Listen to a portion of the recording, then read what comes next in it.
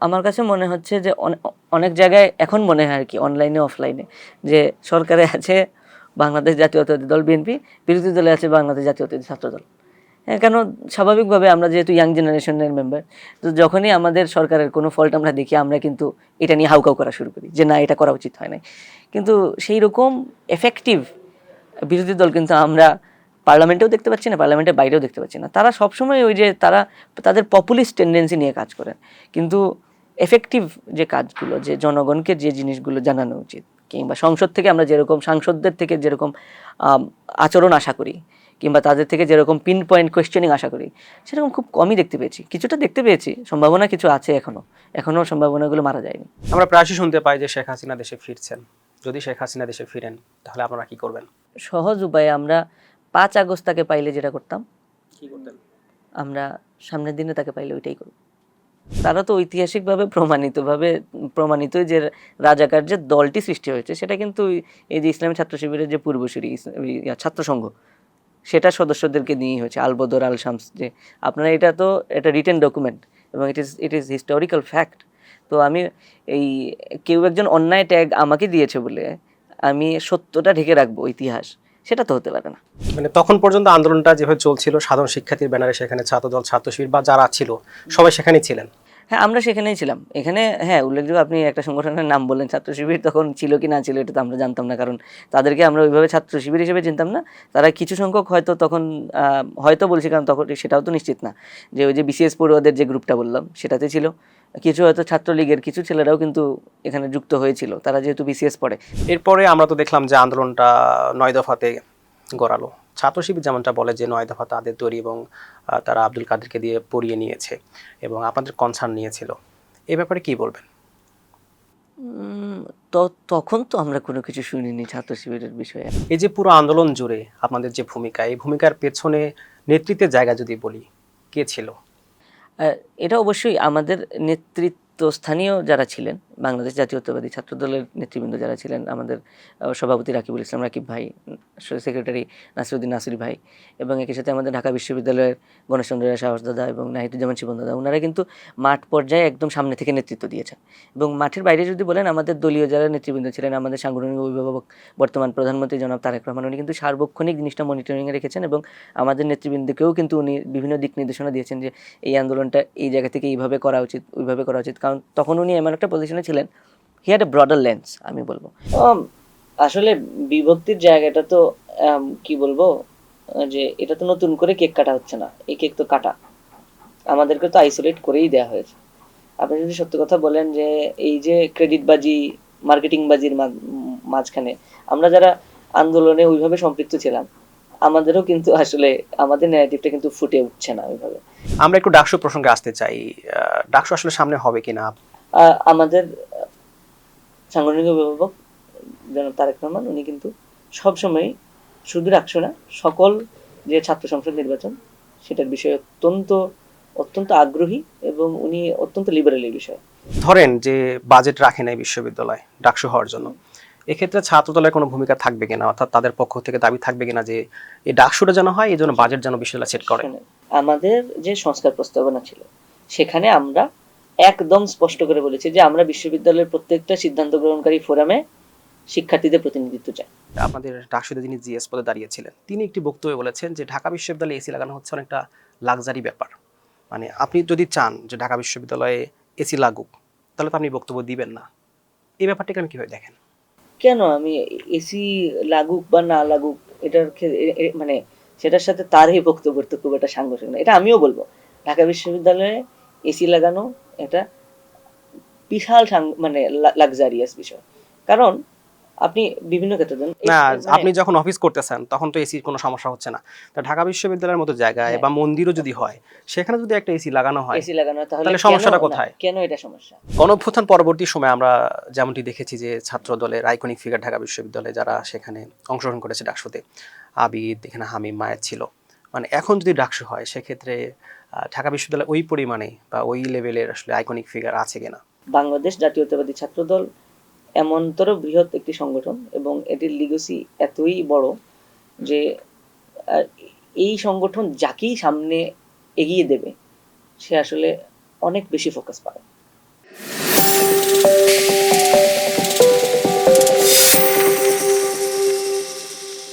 2024 সালের ছাত্র জনতার যে গণঅভ্যুত্থান, সেই গণঅভ্যুত্থানের অন্যতম স্টেক হোল্ডার হচ্ছে ছাত্রদল।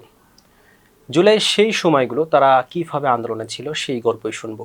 সেই গল্প শোনাতে আমাদের সাথে স্টুডিওতে উপস্থিত আছেন ঢাকা বিশ্ববিদ্যালয়ের দপ্তর সম্পাদক মল্লিক ওয়াসি উদ্দিন তামিম। আপনাকে মিরর ক্যাফেতে স্বাগত জানাচ্ছি। ধন্যবাদ। আসসালামু আলাইকুম স্যার। যেমনটি বলছিলাম যে সেই সময় তো আমরা দেখেছি যে ছাত্রদল একদম সম্মুখ সারিতে ছিল। তো আন্দোলনের যে প্রেক্ষাপট, প্রথমে কোটা সংস্কার আন্দোলন ছিল, আপনারা ঠিক কোন পর্যায়ে গিয়ে এই আন্দোলনের সাথে যুক্ত হলেন? সত্যি কথা বলতে বাংলাদেশ জাতীয়তাবাদী ছাত্রদল এর আগেও যে কোটা সংস্কার আন্দোলন হয়েছিল 2018 সালে, এবং তারও আগে কম বেশি ছোট ছোট কিছু মুভমেন্ট হয়েছিল কোটা সংস্কারের বিষয়ে।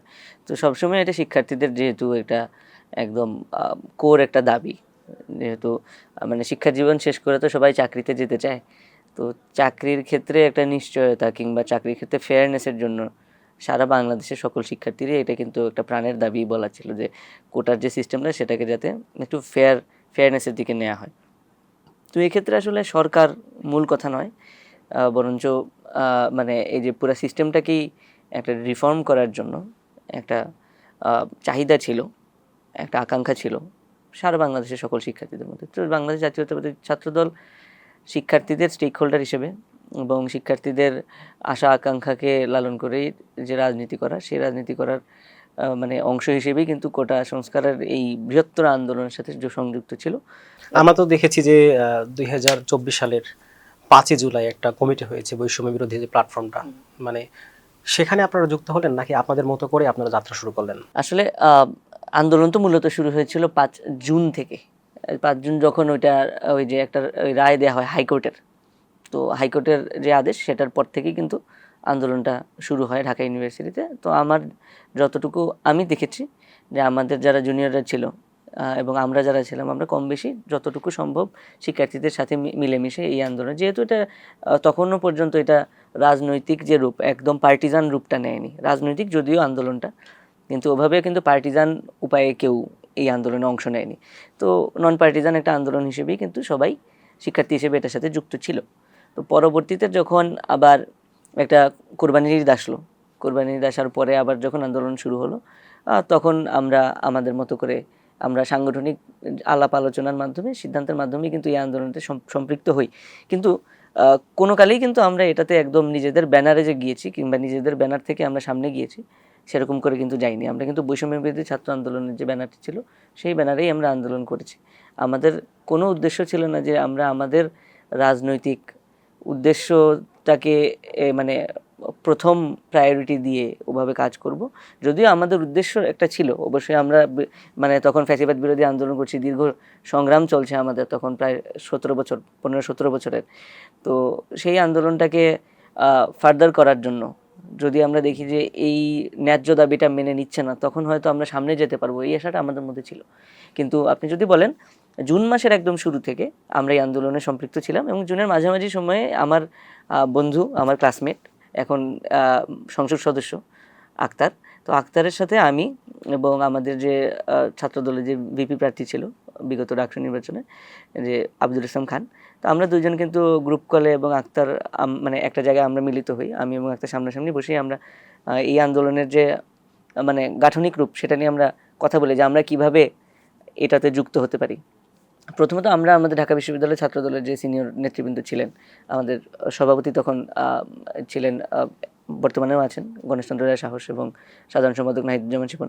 ওনাদের সাথে আমরা সলা পরামর্শ করে আমাদেরকে ওনারা বললেন যে না, যেহেতু আন্দোলনটার যারা এখন নেতৃত্ব দিচ্ছে তারা তোমাদের এইজ গ্রুপের, তো তোমরা তাদের সাথে কথা বলে দেখো যে আসলে আমরা কিভাবে যেতে পারি আন্দোলনটাতে। কারণ তারা যদি এটাতে কমফোর্টেবল না হয়, কারণ ছাত্রদল নামটা দিয়েই কিন্তু তখন অনেক অন্যায় অত্যাচারকে জায়েজ করা হয়েছে, যে না এটা ছাত্র দলের আন্দোলন, যে বিরোধী দলের আন্দোলন, এটাকে দমন করতে হবে, এবং শেখ হাসিনার পক্ষে সহজ হতো আরো। হ্যাঁ, শেখ হাসিনার পক্ষে সহজ হতো। তো ওই জন্য আমরা একটা মানে আপনি বলতে পারেন একটা কৌশলের কথা চিন্তা করছি, মানে কীভাবে আমরা সম্পৃক্ত হতে পারি।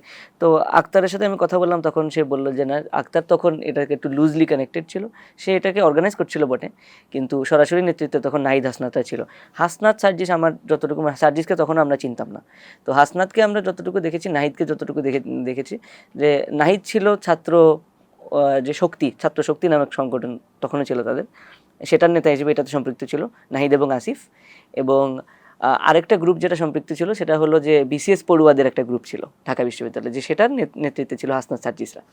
তো আমাদেরকে তখন বললো যে আক্তার বললো যে তোমরা যদি এখন কমিউনিকেট করতে হয় তাহলে আসলে নাহিদ আসিফদের সাথেই কমিউনিকেট করতে হবে। এবং সে যতটুকু দেখেছে সে আমাকে বলেছে যে না, ছাত্রদল যদি সরাসরি তার ব্যানার নিয়ে এটাতে যুক্ত হয় তাহলে যারা ওই যে বিসিএস পড়ুয়া গ্রুপটা রয়েছে তারা অনেকেই ছাত্রলীগের অধীনে তখনও হলে থাকে। তো তাদের হলে থাকি নিয়ে অনেক সমস্যা হতে পারে এবং তাদের মধ্যেও আসলে কমফোর্ট কতটুকু হবে ছাত্রদল গেলে সেটা নিয়ে সে সন্দেহ প্রকাশ করে। তো আমরা তখন একটা ওভারভিউ নিয়ে পরবর্তীতে যখন কোরবানি ঈদের পরে যখন একটা সুযোগ হয় আমাদের কেন্দ্রীয় সংসদের সভাপতি সাধারণ সম্পাদকের সাথে, আপনারা দেখবেন একটা বৈঠকের ছবি কিন্তু আছে 5 জুলাই, তখন আমরা সরাসরি ওনাদের সামনে এই তথ্যগুলো উত্থাপন করি যে আন্দোলনটা এইভাবে চলছে ভাই। তো আমরা মনে করি এটাতে সম্পৃক্ত হওয়া উচিত, কারণ যত যাই হোক এটা শিক্ষার্থীদের প্রাণের আন্দোলন। তো সেখানে যদি আমরা সম্পৃক্ত হই, আমাদের রাজনৈতিক ফায়দা না হলেও সাংগঠনিক একটা ফায়দা হবে যে ছাত্রদল তাদের পক্ষে ছিল। তো সেই সেন্স থেকেই কিন্তু আমরা শুরু থেকেই আমাদের নেতাকর্মীরা পক্ষে ছিল। তো সাংগঠনিকভাবে কিন্তু এই যে 5 জুলাইয়ের ইয়ার পরে তখন আমাদের সভাপতি, এটা অনেক জায়গায় প্রচারিত হয়েছে, আমাদের সভাপতি রাকিবুল ইসলাম রাকিব তখন এটা বলেছিলেন যে সামনে যাওয়ার কোনো ওই রকমভাবে আকাঙ্ক্ষা তোমরা দেখিও না, তোমাদের সামনে যাওয়ার কারণে যাতে আন্দোলনটা কোনোভাবে প্রশ্নবিদ্ধ না হয়। আর আমরা তো আসলে ভাত খেলেও এই শেখ হাসিনার পতনের জন্য খাই, শ্বাস নিলেও শেখ হাসিনার পতনের জন্য শ্বাস নিই। তো এটা চিন্তা করার কোনো দরকার নেই যে আমাদের ক্রেডিট নিতে হবে। মানে তখন পর্যন্ত আন্দোলনটা যেভাবে চলছিল সাধারণ শিক্ষার্থীর ব্যানারে, সেখানে ছাত্রদল, ছাত্র শিবির বা যারা ছিল সবাই সেখানেই ছিলেন। হ্যাঁ, আমরা সেখানেই ছিলাম। এখানে হ্যাঁ, উল্লেখযোগ্য আপনি একটা সংগঠনের নাম বললেন, ছাত্র শিবির তখন ছিল কি না ছিল এটা তো আমরা জানতাম না, কারণ তাদেরকে আমরা ওইভাবে ছাত্র শিবির হিসেবে চিনতাম না। তারা কিছু সংখ্যক হয়তো তখন হয়তো বলছি, কারণ তখন সেটাও তো নিশ্চিত না, যে ওই যে বিসিএস পড়ুয়াদের যে গ্রুপটা বললাম সেটাতে ছিল কিছু, হয়তো ছাত্রলীগের কিছু ছেলেরাও কিন্তু এখানে যুক্ত হয়েছিল, তারা যেহেতু বিসিএস পড়ে ওই যে বিসিএস পড়ুয়াদের গ্রুপদের সাথে ওইটাতে সম্পৃক্ত থাকে। কিন্তু আলাদা করে ছাত্র শিবির ছিল বলে আমরা কখনোই জানতাম না, এবং ছাত্র শিবিরের কোনো স্টেক আসলে আন্দোলনটাতে আদৌ ছিল কিনা সেটা নিয়ে আমার সন্দেহ আছে। কারণ পুরা সময়টা জুড়েই কিন্তু যারা স্পেশালি ঢাকা বিশ্ববিদ্যালয়ে কিন্তু আন্দোলন একদম সক্রিয়ভাবে হয়েছে মানে একদম 1 জুলাই থেকে 17 জুলাই পর্যন্ত। 17 জুলাই গিয়ে ক্যাম্পাস বন্ধ করে দেওয়া হলো। তো একদম এই 17টা দিন ছাত্রদলের যে কয়টা শিক্ষার্থী গিয়েছে এবং কারা কিভাবে মুভ করেছে সেটার তথ্য আমাদের কাছে আছে। আমরা 2-3 জন বন্ধু মিলেই এই কাজটি করেছি এবং পরবর্তীতে আমাদের সিনিয়ররাও এইখানে, আমাদের প্রেসিডেন্ট সেক্রেটারি সঙ্গত কারণেই এখানে উপস্থিত হতেন না, কারণ যেহেতু এটা মানে প্রেসিডেন্ট সেক্রেটারি একটা সংগঠনের ব্যানার হিসেবেই মানে কি বলে ব্যানার হিসেবেই তাদেরকে কনসিডার করা হয়। তো আমাদের একটা ছিল যে না, প্রেসিডেন্ট সেক্রেটারি সরাসরি তাতে না যান। তো আমাদের senior vice president Masum Billah ভাই থাকতেন, আমাদের সিনিয়র জয়েন্ট সেক্রেটারি শাওন ভাই থাকতেন, আমাদের সাংগঠনিক সম্পাদক ইমন ভাই, তাদের অনেক ছবিও দেখবেন আপনারা যে শাহবাগে যে মুভমেন্টগুলো হতো। তো সেখানে আমিও থাকতাম, বন্ধু আবিদ ছিল, নূর ছিল জয়েন্ট সেক্রেটারি, আমাদের জোবাইর ছিল, সাইফ, হায়াত, সবাই থাকতো। আমাদের ছাত্রদলের সবাই আমরা যতটুকু এই আন্দোলনটাকে ফ্যাসিলিটেট করা যায় আমরা করতাম। এবং আমরা যারা তখন আমি ছিলাম মাস্টারদা সূর্যসেন হল ছাত্রদলের ভাইস প্রেসিডেন্ট, এবং একইভাবে হলের বিভিন্ন নেতৃবৃন্দ তখন ছিল। তো আমরা বলেছিলাম যে যারা আমরা পরবর্তীতে একটু আমরা ফেস হয়ে গেছিলাম, তখনও আমাদেরকে ছাত্রদলের কর্মী হিসেবেই চিনত, নেতা হিসেবে চিনত। তো আমরা একটু ব্যাকফুটে থাকতাম, আমরা একটু ব্যাকফুটে থেকে আমরা জুনিয়রদেরকে সামনে এগিয়ে দিতাম যে না, অন্তত যাতে বিতর্কিত না হয়, যে অথবা এটা নিয়ে যাতে না উঠে যে শেখ হাসিনা যাতে এটা বলতে না পারে যে এটা ছাত্রদলের আন্দোলন। আপনি বলছিলেন যে এখন যাদের নাম শোনা যাচ্ছে ছাত্র শিবিরের, সে সময়ও যারা সাদিক, ফরহাদ, তাদেরকে আপনি দেখেছিলেন কিনা? আমি দেখিনি এবং তাদেরকে তখন চিনতামও না যে তারা কোনো স্টেক হোল্ডার হিসেবে, যেমন আগে চিনতাম না কিন্তু সার্জিসকে আমি ওই আন্দোলনে চিনেছি। ওই আন্দোলনে বিভিন্ন গ্যাঞ্জাম বলেন, বিভিন্ন আলাপ আলোচনায় বলেন, সার্জিস ছিল, মানে ওই জায়গা থেকে সে উঠে এসেছে। কিন্তু তখনও পর্যন্ত আমরা তাদেরকে চিনতাম না। ইভেন আমরা তাদেরকে চিনতে পেরেছি বলতে গেলে 5 আগস্টেরও পরে, অনেক পরে, যে তখন ছবি একটা গুজব হিসেবে আর কি, যে তারা আদৌ ছাত্র শিবির কিনা কিংবা ছাত্র শিবির কাকে নেতৃত্বে আনবে সেটা আমরা সন্দিহানই ছিলাম। তো যে কাউকেই তারা আনতে পারতো, এদেরকে এনেছে। এবং তারা জানি না আসলে সমন্বয়কদের কমিটিতেও ছিল কি না ছিল আমি জানি না। তবে একটা জিনিস বলা জরুরি যে ছাত্র দলকে আমরা যদিও নাম জড়াইনি, কিন্তু আমাদের জুনিয়ররা কিন্তু প্রায় 11 জন, সর্বশেষ যে কমিটিটা দেওয়া হয় ওই কমিটি মিলে প্রায় 11 জন আমাদের ছাত্র দলের নেতাকর্মী ওইখানে সম্পৃক্ত ছিল। এবং তাদের 158 জনের মধ্যে 11 জন ছিল। এবং প্রথম যে কতজন ছিল জানি না, 56 জন বা 54 জন, সেখানে 2 জন ছিল। সেই একজন এখন হলো আমাদের জিয়াউর রহমান হল, মুক্তিযোদ্ধা জিয়াউর রহমান হল ছাত্রদলের সিনিয়র জন কনভেনার রিজভী, আরেকজন হলো স্যার AF রহমান হল ছাত্রদলের এখন বর্তমানে সিনিয়র জন কনভেনার মুন্না। তারা দুজন ছিল এবং তাদের ইমেন্স স্যাক্রিফাইস আছে, কারণ তারা ছাত্র দল হয়েও এই যে প্রথম কমিটিটাতে ছিল, তো তাদের উপরে আসলে নজরদারি কিংবা তাদের উপরে দমন পীড়ন একটু বেশি হয়েছে। তাদের ফ্যামিলির মানুষের জন্য আমি পরে জানতে পেরেছি যে তারা বাসায় থাকতে পারেনি। আপনি বলছিলেন যে BCS যে গ্রুপটা ছিল সেখানে ছাত্রলীগের অনেকেই ছিল, পরবর্তীতে ছাত্রলীগের এই যারা ছিলেন তাদের কি অবস্থা হলো, মানে তারা কি একদম শেষ পর্যন্ত আন্দোলনে সমর্থন দিয়েছিল? তারা তো মানে আমি বলবো যে তারা আসলে মানে অনেকেই তো আসলে ছাত্রলীগ তখন জোর করে ছাত্রলীগ করিয়েছে, যে ফার্স্ট ইয়ারে ছাত্রলীগের প্রোগ্রাম করতেই হবে এরকম করে। তো সেই রকম যারা ছাত্রলীগের সাথে সম্পৃক্ত ছিল তারা আন্দোলনে এসেছে এবং তারা এখনও আমি বলবো যে জুলাইকে তারা ধারণ করে। তো অনেক ক্ষেত্রেই আসলে শুধুমাত্র তারা ওই যে ছাত্রলীগের অধীনে ছিল বলে তাদেরকে ওইভাবে স্টিগমাটাইজ করাটা আসলে জুলাইকে মানে আমি বলবো এটাকে অবমাননাই করা হবে। এবং অনেকে সে সময় আমরা দেখেছি যে মানে ছাত্রলীগ করতো, তারা চাইতো যে কোটা সংস্কার আন্দোলনটা সফল হোক, সংস্কার হোক, কিন্তু শেখ হাসিনা থাকুক। হ্যাঁ, সেই রকম তো একটা সেন্টিমেন্ট ছিল।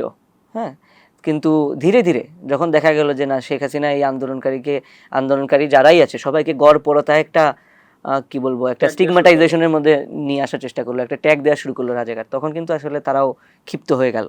তারাও আর আওয়ামী লীগের পক্ষে কিন্তু ছিল না এবং আওয়ামী লীগের পক্ষে কথাও বলেনি একদম 5 আগস্ট পর্যন্ত, এবং এখনো পর্যন্ত তারা আওয়ামী লীগকে আর উন করে না। কারণ একটা আছে যে মন্দের ভালো হিসেবে কিন্তু তারা একটা বেশ বট বাহিনী দিয়ে, এই যে একটা কি বলবো বট লীগ আমরা বলতাম, যে বট লীগ দিয়ে একটা এস্টাবলিশড একটা ন্যারেটিভ ছিল যে না মন্দের ভালো হিসেবে শেখ হাসিনা চলে। তো সেটার সেই যে একটা কি বলবো একটা ট্রমা বন্ডিং বলবো আমি ছাত্রলীগের সাথে মানুষের একটা শিক্ষার্থীদের ছিল, সেই শিক্ষার্থীরা কিন্তু এই আন্দোলনে স্বতঃস্ফূর্তভাবে সম্পৃক্ত হয়েছে।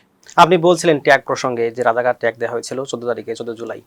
তো আমরা তো যেমনটা এখন দেখছি যে আপনারা শিবিরকে বা জামাতকে রাজাকার যেভাবে বলা লাগে সেভাবেই বলছেন, মানে তখন যখন আপনাদেরকে ট্যাগ দিল রাজাকারটা, মানে তখন আপনাদের অনুভূতি কেমন লেগেছিল?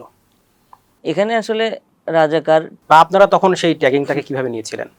এখন দেখুন একটা বিষয় কি, আমি আমার রাজনৈতিক জীবনে এই 6, 7, 8 বছরের যে রাজনৈতিক জীবন, সেখানে আমি রাজাকার ট্যাগ খেয়েছি, ছাত্রলীগ ট্যাগ খেয়েছি, যে আমরা অনলাইনে বলে ছাগু, হ্যাঁ কেউ বলে আর কিছু, তো সব ধরনের ট্যাগই খেয়েছি। তো ট্যাগের রাজনীতিটাকে আপনি যদি বলেন যে সেটা আমি ত্যাগের রাজনীতির ঠিক বিপরীতে দেখি, যে এটা রাজনীতিকে সহজ করে দেওয়া, যে আমি তার সাথে কাজ করে পারছি না তাকে একটা ট্যাগ দিয়ে দিই। তো ওই রকম ট্যাগ হলে আসলে ওটাকে কখনোই আমরা ওন করে নিই। আর আরেকটা কথা হলো যে আপনি ছাত্র শিবিরের কথা বললেন, তারা তো ঐতিহাসিকভাবে প্রমাণিতই যে রাজাকার যে দলটি সৃষ্টি হয়েছে সেটা কিন্তু এই যে ইসলামী ছাত্র শিবিরের যে পূর্বসূরি ছাত্র সংঘ, সেটা সদস্যদেরকে নিয়েই হয়েছে, আলবদর আল শামস, যে আপনারা এটা রিটেন ডকুমেন্ট এবং ইট ইজ হিস্টোরিক্যাল ফ্যাক্ট। তো আমি এই কেউ একজন অন্যায় ট্যাগ আমাকে দিয়েছে বলে আমি সত্যটা ঢেকে রাখবো ইতিহাস, সেটা তো হতে পারে না। তো আমরা এখন সত্য ইতিহাস হিসেবেও যদি আমরা বলি যে ছাত্র শিবিরের রাজাকার ছিল, জামাত রাজাকারের সংগঠন ছিল এবং আলবদর আল শামসে ছাত্র সংঘের নেতৃবৃন্দই নেতৃত্ব দিয়েছে, তো সেটা তো ট্যাগ দেওয়া হয় না আসলে, সেটা তো জাস্ট স্টেটিং দ্য ফ্যাক্টস। আর যখন আপনাদেরকে বললো যে এরা সবাই রাজাকার, তখন তো অনেক ছাত্র দলে তারা মুখ দিয়ে উচ্চারণ করেছিল যে হ্যাঁ আমি রাজাকার। এরকম ইতিহাস আছে কিনা আপনাদের? না আপনারা সে সময়ও বলেছিলেন যে না আমরা রাজাকার না? জুলাই আমার যতটুকু মনে হয় 14 জুলাই শেখ হাসিনা এই কথাটা বলে, এবং তখন যেভাবে হ্যাঁ ওই যে তুমি কে আমি কে রাজাকার রাজাকার, কে বলেছে স্বৈরাচার স্বৈরাচার, সে যে স্লোগানটা ছিল সেটা আসলে আপনি কমপ্লিটলি এটা ফ্যাকচুয়াল হিসেবে ওন করা না, রাজাকার ট্যাগটাকে ওন করা না, বরং এটাকে ডিজাউন করার জন্য এটা কথা বলা হয়েছে যে what ever Hasina said was at that time, আসলে এটার কোনো ভ্যালু ছিল না মানে শিক্ষার্থীদের কাছে, মানে সে যে একটা অসুস্থ মানুষের মতো এবং অপ্রকৃতিস্থ মানুষের মতো কথাবার্তা বলতো, সেটাকেই আসলে অনেকটা আমরা সোজা বাংলায় বলি পচিয়ে, এবং এটাকে বলবো একটু হাস্যরসাত্মকভাবে উপস্থাপন করতে গিয়ে কিন্তু এই স্লোগানটা শুরু। এবং আপনি জানবেন যে পরবর্তীতে যে ওই যে কে বলেছে স্বৈরাচার স্বৈরাচার জিনিসটা যুক্ত করা, সেখানেও কিন্তু ছাত্রদলের যে নেতৃবৃন্দ ছিল তাদের কিন্তু সরাসরি মানে প্রত্যক্ষভাবেই আমরা এই ন্যারেটিভটা চেঞ্জ করে আনি, কারণ কোনোভাবেই আমরা চাচ্ছিলাম না যে এই যে আমাদের যে তৎকালীন যে জুলাইয়ের যে আন্দোলন, সেটাকে কোনোভাবেই যেন আমাদের স্বাধীনতা সংগ্রামের বিপরীতে দাঁড় না করানো হয়। কারণ বাংলাদেশের অস্তিত্বকে অস্বীকার করে তো আপনি কোটা সংস্কার বলুন কিংবা এই যে ফ্যাসিবাদী স্বৈরাচার শেখ হাসিনা তার বিরুদ্ধে আন্দোলন বলুন, কোনোটাই তো আসলে হতে পারে না। এর মানে শিক্ষার্থীরা সে সময় আমি কি রাজাকার বলার মধ্য দিয়ে মূলত তারা শেখ হাসিনার যে ব্যাপারটা সেটাকে অ্যাকসেপ্ট করেছে, বাট রাজনৈতিকভাবে বা ঐতিহাসিকভাবে রাজাকার হওয়া যে ব্যাপারটা সেটাকে অ্যাকসেপ্ট করেনি। সেটিকে কখনোই অ্যাকসেপ্ট করেনি। এবং ঢাকা বিশ্ববিদ্যালয়ের শিক্ষার্থীরা বিশেষত, যে ঢাকা বিশ্ববিদ্যালয়ে আপনি জানেন যে 25শে মার্চে যে কালো রাত্রিতে অসংখ্য ঢাকা বিশ্ববিদ্যালয়ের শিক্ষক শিক্ষার্থী শুধু নয়, কর্মকর্তা কর্মচারীদেরকে নির্বিচারে গণহত্যার শিকার করা হয়েছে। সে ঢাকা বিশ্ববিদ্যালয়ে দাঁড়িয়ে আসলে রাজাকার ট্যাগটাকে অ্যাকসেপ্ট করা যায় না। আপনি যে ঢাকা বিশ্ববিদ্যালয়ে হাঁটলে মোড়ে মোড়ে স্বাধীনতা সংগ্রামের ইতিহাস রয়েছে। মোড়ে মোড়ে আপনি দেখবেন বিভিন্ন হলের গেটে, বিভিন্ন হলের মানে বড় বড় যে হলগুলো ছিল, যে শহীদ সার্জেন্ট জহুরুল হক হল, জগন্নাথ হল, প্রত্যেকটাতে কিন্তু গণকবর রয়েছে সেসব শহীদদের। তো সেই মাটিতে দাঁড়িয়ে আসলে রাজাকার ট্যাগটাকে অ্যাকসেপ্ট করা যায় না। এরপরে যখন আমরা দেখলাম যে যারা প্রধান সমন্বয়ক ছিলেন তাদেরকে ডিবি পুলিশ তুলে নিয়ে গেল, তারপরে ছাত্র দলের যে আন্দোলন সেটি কোনো চেঞ্জ আসলো কিনা? হ্যাঁ, তখন আমাদের মনে হলো যে না, এখন আমরা পাইলাম, এই আন্দোলনটা আমাদের হাতে আসলো। কারণ 17 তারিখ পর্যন্ত আসলে ছাত্রদলকে জড়িয়ে এই আন্দোলনটাকে নষ্ট করার একটা সম্ভাবনা ছিল। কিন্তু আফটার 17th যখন ঢাকা বিশ্ববিদ্যালয় বন্ধ করে দিল, তারপর থেকে কিন্তু বাংলাদেশ জাতীয়তাবাদী দল বিএনপি এবং আমাদের যে সমমনা সংগঠনগুলো ছিল এবং একই সাথে আমাদের যে সহযোগী বাংলাদেশ জাতীয়তাবাদী দল বিএনপির যে সহযোগী সংগঠনগুলো, বাংলাদেশ জাতীয়তাবাদী ছাত্র দল, জাতীয়তাবাদী যুব দল, স্বেচ্ছাসেবক দল, আমাদের সকল নেতাকর্মীরা যার যার জায়গা থেকে সর্বোচ্চটা দিয়ে কিন্তু এই আন্দোলনটা করেছে। এবং সবচেয়ে বেশি তখন 18 তারিখ থেকে সবচেয়ে বেশি যারা ভূমিকা রেখেছে, আমি বলবো যে আমাদের বেসরকারি বিশ্ববিদ্যালয় ছাত্র দলের যে মানে নেতাকর্মীরা আছেন, তারা কিন্তু মানে অবিস্মরণীয় এবং দুঃসাহসী ভূমিকা রেখেছেন। এই যে রামপুরার আন্দোলন এবং রামপুরার এই রোড থেকে শুরু করে পুরো উত্তরা পর্যন্ত যে আন্দোলনটা চলেছে, একদম 18 তারিখ থেকে আমি বলবো 3 আগস্ট হয়েছে, 5 আগস্ট, 4 আগস্ট, 5 আগস্ট, প্রত্যেকটা দিন যতদিন আন্দোলন মানে আমি বলবো যে একটু সাংঘর্ষিক রূপ নিয়েছে, তখন কিন্তু তারা একদম সম্মুখ সারি থেকে ভূমিকা রেখেছেন। এবং মেট্রো রেল পোড়ানোর মামলা বলুন কিংবা অন্য যখনই ধরপাকড় চলেছে, বেসরকারি বিশ্ববিদ্যালয় ছাত্র দলের যে নেতাকর্মীরা রয়েছেন তাদেরকে কিন্তু প্রধান টার্গেট করেই এই যে পুলিশ এবং অন্যান্য যে রাষ্ট্রীয় বাহিনী তাদেরকে লেলিয়ে দেওয়া হয়েছিল। এই যে পুরো আন্দোলন জুড়ে আপনাদের যে ভূমিকা, এই ভূমিকার পেছনে নেতৃত্বের জায়গা যদি বলি, কে ছিল? এটা অবশ্যই আমাদের নেতৃত্বস্থানীয় যারা ছিলেন, বাংলাদেশ জাতীয়তাবাদী ছাত্র দলের নেতৃবৃন্দ যারা ছিলেন, আমাদের সভাপতি রাকিবুল ইসলাম রাকিব ভাই, সেক্রেটারি নাসিরুদ্দিন নাসির ভাই, এবং একই সাথে আমাদের ঢাকা বিশ্ববিদ্যালয়ের গণেশচন্দ্র সাহস দাদা এবং নাহিদুজ্জামান শিবন দাদা, ওনারা কিন্তু মাঠ পর্যায়ে একদম সামনে থেকে নেতৃত্ব দিয়েছেন। এবং মাঠের বাইরে যদি বলেন, আমাদের দলীয় যারা নেতৃবৃন্দ ছিলেন, আমাদের সাংগঠনিক অভিভাবক বর্তমান প্রধানমন্ত্রী জনাব তারেক রহমান, উনি কিন্তু সার্বক্ষণিক জিনিসটা মনিটরিংয়ে রেখেছেন এবং আমাদের নেতৃবৃন্দকেও কিন্তু উনি বিভিন্ন দিক নির্দেশনা দিয়েছেন যে এই আন্দোলনটা এই জায়গা থেকে এইভাবে করা উচিত, ওইভাবে করা উচিত। কারণ তখন উনি এমন একটা পজিশনে ছিলেন, he had a broader lens. আমি বলবো যে আমরা হয়তো মাঠে থেকে তখন তো যোগাযোগও অনেকটা সীমিত হয়ে গিয়েছিল, আমরা বাটন ফোনে যোগাযোগ করতাম, আমাদের নেতৃবৃন্দ তখন দেখা যেত বিভিন্ন নম্বর থেকে ফোন দিতেন। তো এই সীমিত যোগাযোগের মধ্যে উনি কিন্তু একটা খুব ভালো পয়েন্ট অফ ভিউ থেকে আমাদেরকে দিক নির্দেশনা দিতে পারতেন। তো তখন নেতৃবৃন্দের কাছে দিক নির্দেশনা আসতো এবং ওনারা কিন্তু সেই অনুযায়ী এই আন্দোলনটা পরিচালনা করে নিয়ে গেছেন। এবং আমাদের এই যে পুরো কোঅর্ডিনেশনটা করা, যে দেখা গেল যে আমাদের সভাপতি রাকিবুল ইসলাম রাকিব ভাই যাত্রাবাড়িতে কিন্তু আন্দোলনে রত ছিলেন একদম 18 তারিখে, এই যে 20 তারিখের পর থেকে। তো ওই এলাকায় প্রত্যেকটা আমাদের যে সহযোগী সংগঠনগুলো রয়েছে এবং বিএনপি নেতৃবৃন্দ রয়েছেন, বিএনপি কর্মীরা রয়েছে, তাদেরকে যেটা কোঅর্ডিনেট করা, সেই পুরো কাজটা কিন্তু এই আমাদের দেশ মানে আমাদের সাংগঠনিক অভিভাবক জনাব তারেক রহমানের একদম প্রত্যক্ষ মানে নির্দেশনাই হয়েছে। এবং সেক্ষেত্রে আমি আরও 2-3জন মানুষ যারা ঢাকার যারা নেতৃবৃন্দ ছিলেন, আমাদের নবিউল্লাহ নবী ভাই, তানভীর হোসেন রবিন ভাই, ওনারা কিন্তু একদম প্রত্যক্ষভাবেই এই আন্দোলনে সম্পৃক্ত ছিলেন। এবং এই যে কোঅর্ডিনেশন মানে সাংগঠনিক একটা রূপ দেওয়া এই আন্দোলনটাকে, সেটাতে কিন্তু তারা অবিস্মরণীয় ভূমিকা রেখেছেন। যদিও তাদের কথা জুলাইয়ের কথা আসলে খুব একটা প্রাসঙ্গিকভাবে বলা হয় না, বরং শিক্ষার্থীদেরকেই অনেক বেশি ক্রেডিট দেওয়া হয়।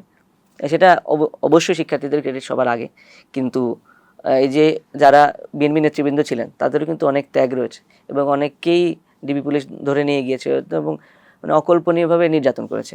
এই জুলাই মাসে যাদেরকে ধরেছে, আমি যতটুকু শুনেছি আর কি, তাদেরকে খুবই বাজেভাবে শারীরিক নির্যাতন করা হয়েছে এবং সেখানে কোনো বাছ বিচার ছিল না।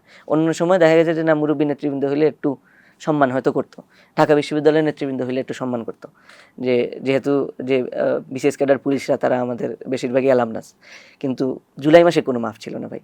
জুলাই মাসে একদম গড়পড়াতা সবাইকে মানে প্রচণ্ড শারীরিক নির্যাতনের মধ্য দিয়ে নেওয়া হয়েছে। এবং যারা তখন অ্যারেস্ট হয়েছেন, আমার পরিচিত বেশ অনেকজন রয়েছেন, তারা আমাকে পরে ফিরে এসে বলেছেন যে না, এটা সিনিয়রদের অবস্থা দেখে আমরা ভয়ই পেয়ে গিয়েছি। মানে তখন তারা আমাদের মনোবল দিবেন কি, উল্টা তাদের দেখে আমাদের ভয় হতো যে এরকমভাবে তাদেরকে মারছে, আমাদের না জানি কী করবে। যাই হোক, তারা সার্ভাইভ করেছেন। এরপরে আমরা তো দেখলাম যে আন্দোলনটা 9 দফাতে গড়ালো। ছাত্র শিবির যেমনটা বলে যে 9 দফা তাদের তৈরি এবং তারা আব্দুল কাদেরকে দিয়ে পড়িয়ে নিয়েছে এবং আপনাদের কনসার্ন নিয়েছিল, এ ব্যাপারে কি বলবেন? তো তখন তো আমরা কোনো কিছু শুনিনি ছাত্র শিবিরের বিষয়ে। আসলে তখন আমি যতদূর জানতাম আমাদের নেতৃবৃন্দের সাথে এবং অন্যান্য যে ছাত্র সংগঠনগুলো আছে, বামপন্থী যারা আছে কিংবা ইসলামী দলগুলো, ইসলামী ছাত্র আন্দোলন যারা, ওই যে কি বলে আমাদের চরমনায়ের যে সংগঠনটা রয়েছে, তাদের সাথেও যে মূলত যে সমন্বয়করা রয়েছে, মানে সমন্বয়কদের মধ্যে যারা সিনিয়র রয়েছে, তাদের সাথে সার্বক্ষণিক একটা যোগাযোগ আছে, সেটা আমরা জানতাম। ছাত্র শিবিরের এখানে কোনো পার্টিসিপেশন ছিল বলে তখন তো আমরা কোনো কিছুই শুনিনি। এবং এই যে পুরা ফরম্যাট করা, এখন ওই সমন্বয়করা কাদের হেল্প নিয়েছে সেটা তারা জানে, কিন্তু তৎকালীন সময় পর্যন্ত তারা আমাদেরকে এটাই বলেছে এটা তাদের ফরম্যাটিং, এবং তারাই এটা ফরম্যাট করেছে। তখন কিন্তু আবার ওই যে 9 দফা 7 দফার মধ্যে একটা গন্ডগোল ছিল। হ্যাঁ হ্যাঁ, 7 বা 8 দফা, হোয়াট এভার দ্যাট ওয়াজ। আর টিভিতে আমরা প্রায়ই দেখতাম যে হাসনাত সার্জিস তারা পুলিশ হেফাজতে থেকে বিভিন্ন স্টেটমেন্ট দিত যে না, আমরা আন্দোলন বন্ধ করে দিয়েছি, ইত্যাদি ইত্যাদি। তো এই কনফিউশনটার মধ্যে আসলে ছাত্র শিবিরের কোনো অবস্থানই ছিল না। তো সেখানে আসলে ওই যে যারা পুলিশের হেফাজতে থেকে বিভিন্ন ধরনের স্টেটমেন্ট দিচ্ছে, যারা পুলিশের হেফাজতের বাইরে থেকে বিভিন্ন স্টেটমেন্ট দিচ্ছে, এবং আমরা যারা ছাত্র সংগঠনের নেতাকর্মীরা ছিলাম, আমরা এই জিনিসগুলোর মধ্যে ব্যালেন্স করে কিন্তু চলতাম। কিন্তু আমরা কিন্তু কখনোই শেখ হাসিনার সাথে কম্প্রোমাইজ করে এরকম কোনো ন্যারেটিভ মেনে নিইনি, এরকম কোনো দফা টফা আমরা কোনোভাবেই মেনে নিইনি। এবং আমাদের সার্বিকভাবে ছাত্র রাজনীতির বিরুদ্ধে যায়, ছাত্র রাজনীতিকে একটা ট্যাগ দেওয়ার চেষ্টা কিন্তু ওই যে বিসিএস পড়ুয়া যারা আন্দোলনকারী ছিল, এবং তাদের মধ্যে ওই যে ছাত্র শিবিরও থেকে থাকতে পারে, আমি জানি না, বাট ওই যে আবার ছাত্রলীগের যারা একটু ছাত্রলীগপন্থী ছিল, তারা কিন্তু ছাত্র রাজনীতির বিরুদ্ধে একটা নেগেটিভ দাঁড় করানো তখন ওই দফাগুলো দিয়ে চেষ্টা করেছে, যেটা কিন্তু আলোচনার মাধ্যমে আমাদের নেতৃবৃন্দ, আমাদের রাকিবুল ইসলাম রাকিব ভাই, নাসিরউদ্দিন নাসির ভাই এবং আমাদের ঢাকা বিশ্ববিদ্যালয়ের নেতৃবৃন্দ কিন্তু এই যে সমন্বয়কদের সাথে কোঅর্ডিনেট করে সেটা কিন্তু খুব ক্লিয়ারলি কমিউনিকেট করে দিয়েছিলেন যে এরকম হলে হবে না, এটা ছাত্র রাজনীতির বিরুদ্ধে কথা বলা যাবে না, ছাত্রলীগের বিরুদ্ধে কথা বলতে হবে। ছাত্রদল সেই সময়, বিশেষ করে আওয়ামী লীগের সময়, ক্যাম্পাসে ছাত্র রাজনীতির নামে যে অপরাজনীতি হয় সেটি বন্ধ চেয়েছিল কিনা? তা তো অবশ্যই। আমরা কিন্তু তৎকালীন সময়ে আমাদের নেতৃবৃন্দ কিন্তু সমন্বয়কদেরকে স্পষ্ট করেছিলেন যে ছাত্রলীগের রাজনীতি এবং নির্যাতনমুখী যে মানে ছাত্র রাজনীতি রয়েছে সেটার বিরুদ্ধে আমরা সবসময়ই আছি, এবং সেটার বিরুদ্ধেই আসলে এই দফাগুলো হওয়া উচিত। তার পরবর্তীতে তারা সেটি ক্লিয়ার করেছে যে এই দফাটা এরকমই ছিল। তো সেখানে আসলে আমাদের সাধারণ সম্পাদক নাসিরউদ্দিন নাসির ভাই একদম স্পষ্ট করে কোন দিনের আন্দোলন কোন সময় উল্লেখ করে কিন্তু বলেছেন যে যখন এটা ফরম্যাটিং হয় তখন সরাসরি বাংলাদেশ জাতীয় ছাত্রদল এখানে আপত্তি জানিয়েছিল যে না, এই দফা থাকতে পারে না। ছাত্র রাজনীতির বিরুদ্ধে যেহেতু এটা ছাত্র রাজনীতিরই একটা আন্দোলন, যেটা ইটসেলফ একটা মানে এখন আমি একজন মানুষ, আমি যদি এখন কালকে গিয়ে অস্বীকার করি যে না, মানুষদের আমার পছন্দ না, তাহলে কি আমি কি অন্য কিছু হয়ে যাব? আমি তো কোনো পশু পাখি হয়ে যাব না, আমি তো একটা মানুষই থাকবো। তো যেখানে রাজনীতির আন্দোলন, নিজেরাও রাজনীতি করছে, রাজনীতির একটা সংগঠনেরও অংশ ছিল, তখন তারা ছাত্র শক্তির কিন্তু অংশ। তো তারা কিভাবে ছাত্র রাজনীতির বিরুদ্ধে গিয়ে কথা বলে, জাস্ট আমার কাছে মনে হচ্ছে এটা একটা পপুলিস্ট স্ট্যান্ড, এবং অনেকটা ক্যামোফ্লাজ স্ট্যান্ডও হইতে পারে, যে তৎকালীন সময়ে হয়তো মানে এই যে শেখ হাসিনার বিরুদ্ধেও তো অনেকে যেতে চায়নি, তো শেখ হাসিনার বিরুদ্ধে যে হলেও যাওয়ার জন্য একটা ক্যামোফ্লাজ এটা হতে পারে। কিন্তু পরবর্তীতে আপনারা দেখবেন যারা বলছে যে না এটা দফা ছিল, তারাও কিন্তু ছাত্র রাজনীতির সাথে সম্পৃক্ত হলো। এই প্রসঙ্গে আমি প্রায়শই দেখি যে ছাত্র শিবিরের যারা নেতা থাকেন তারা বলেন যে রাজশাহী বিশ্ববিদ্যালয়ে যিনি এজিএস পদে দাঁড়িয়েছিলেন ঈশা, তিনি সে সময় বলেছিলেন যে তিনি ছাত্র রাজনীতি করেন না, পরবর্তীতে ছাত্র দলের কমিটিতে তাকে দেখা যায়। এই প্রসঙ্গে কি বলবেন? তো এরকম তো আমরা মানে এসা ছিল কিংবা না ছিল, আমাদের তো খুব স্পষ্ট, আমাদের সদস্যপদ পেতে হলে কি কি করতে হবে সেটা একদম স্পষ্ট। আপনি আগে যদি ছাত্র রাজনীতি নাও চেয়ে থাকেন, আপনি পরবর্তীতে ছাত্র দলের সদস্য হতে পারেন, আপনি না থাকলেও পরবর্তীতে আপনি রাজনীতি করতে চাইতে পারেন, এটা আপনার মতামতের স্বাধীনতা।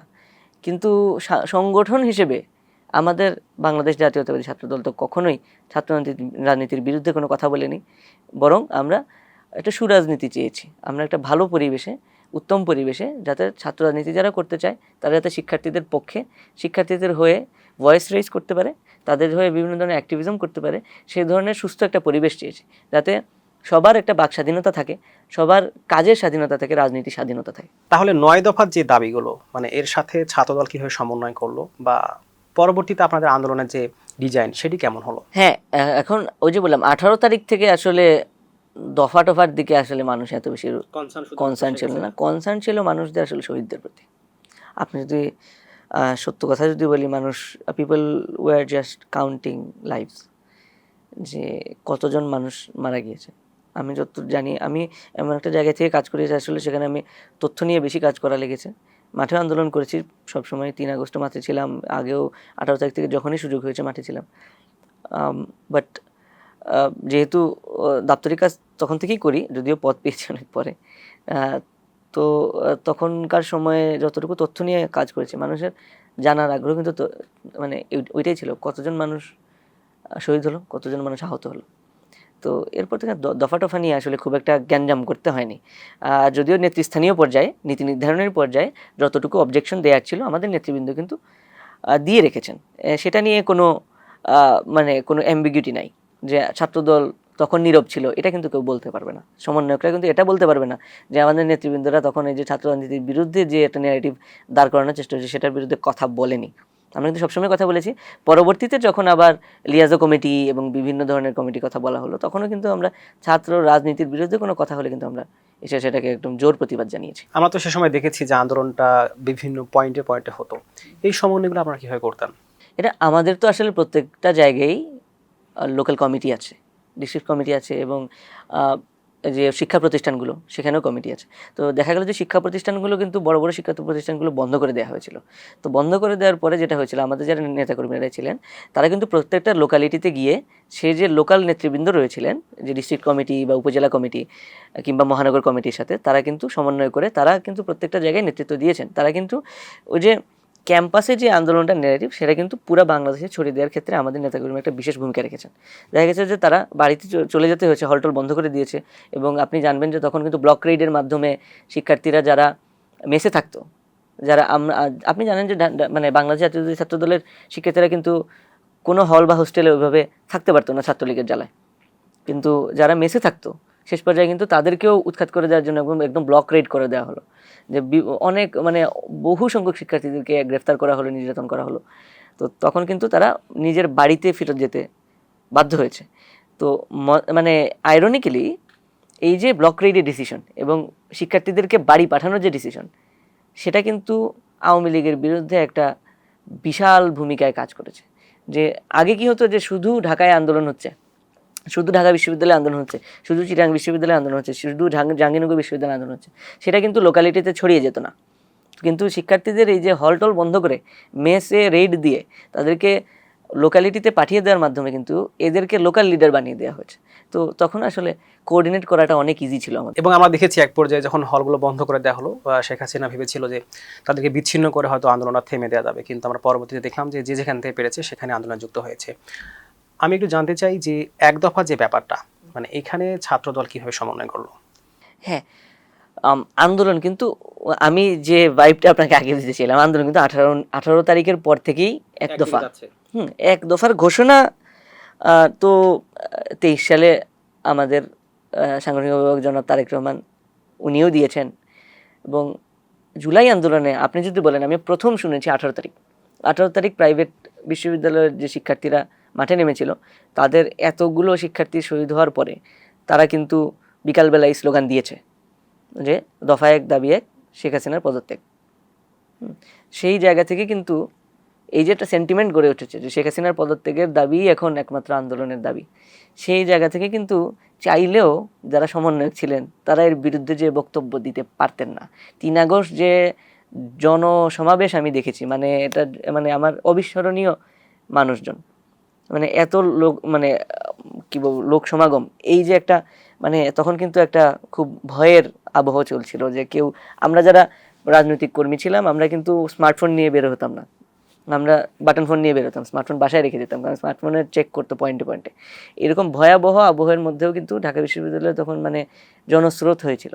সেই জনস্রোতের মধ্যে দাঁড়িয়ে পুরো জনস্রোতেরই যখন সেন্টিমেন্ট স্লোগান আগে থেকেই হচ্ছিল, দফা এক দাবি এক, শেখ হাসিনা পদত্যাগ। এবং সে সময় আমরা দেখেছি যে ছাত্রলীগ, আওয়ামী লীগ বা পুলিশ সে সময় একদম বলবতই ছিল।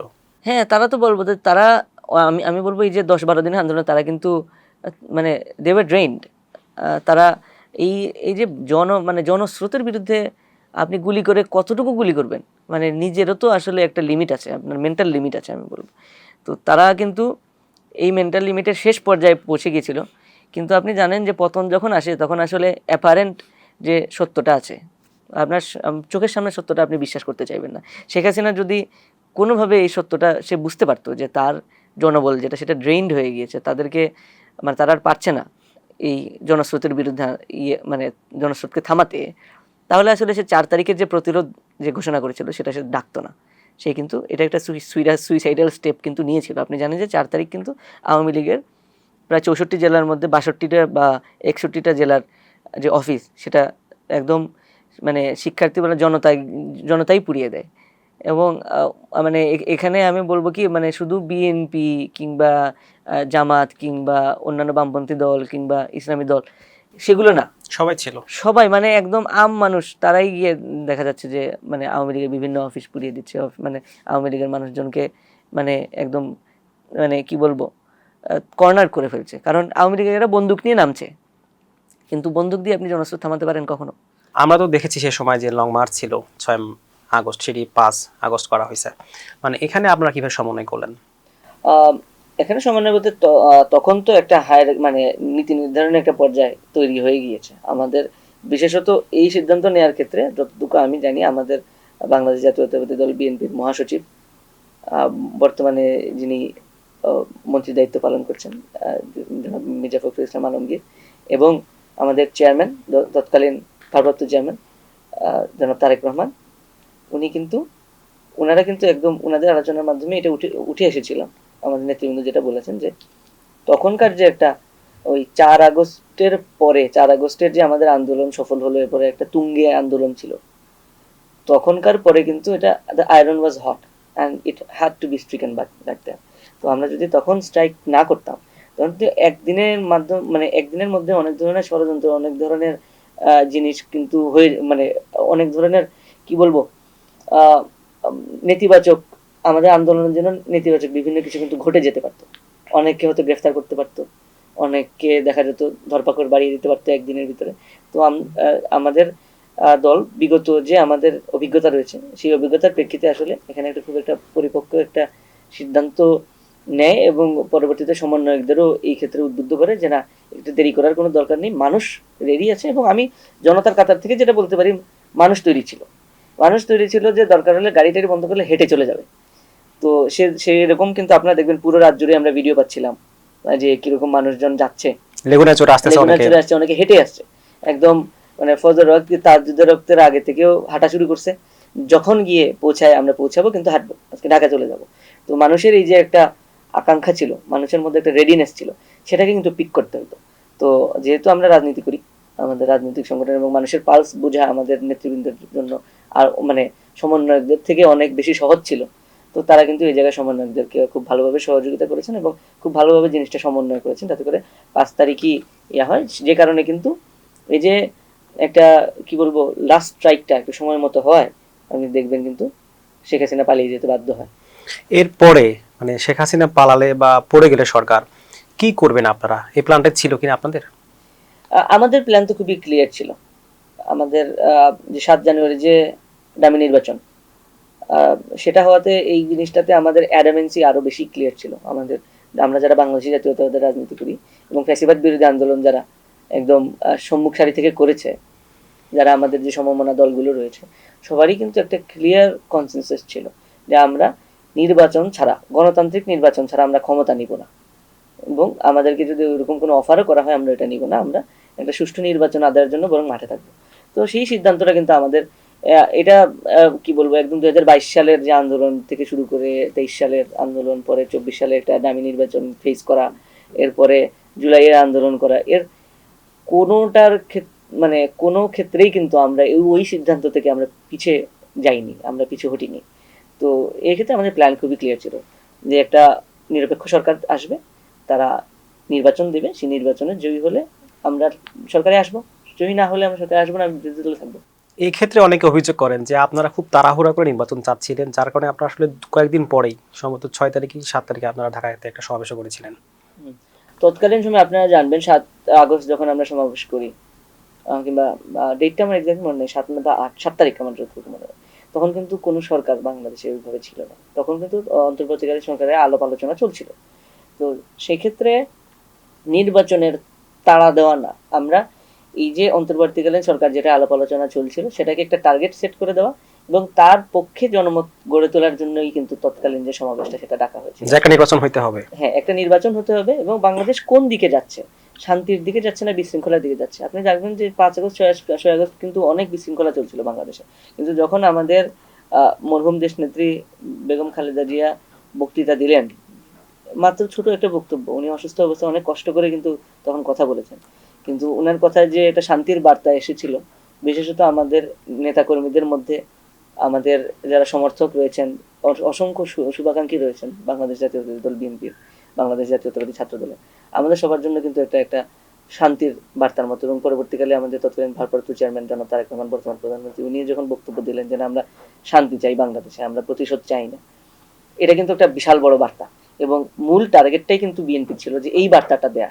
বিশেষত তখন তো একটা প্রতিশোধের সময় ছিল যে না এখন আওয়ামী লীগ না, এখন দেখে নিব সবাইকে। তো আসলে দেখে নিলে তো বাংলাদেশটা থাকতো না, an eye for an eye would make the whole world blind.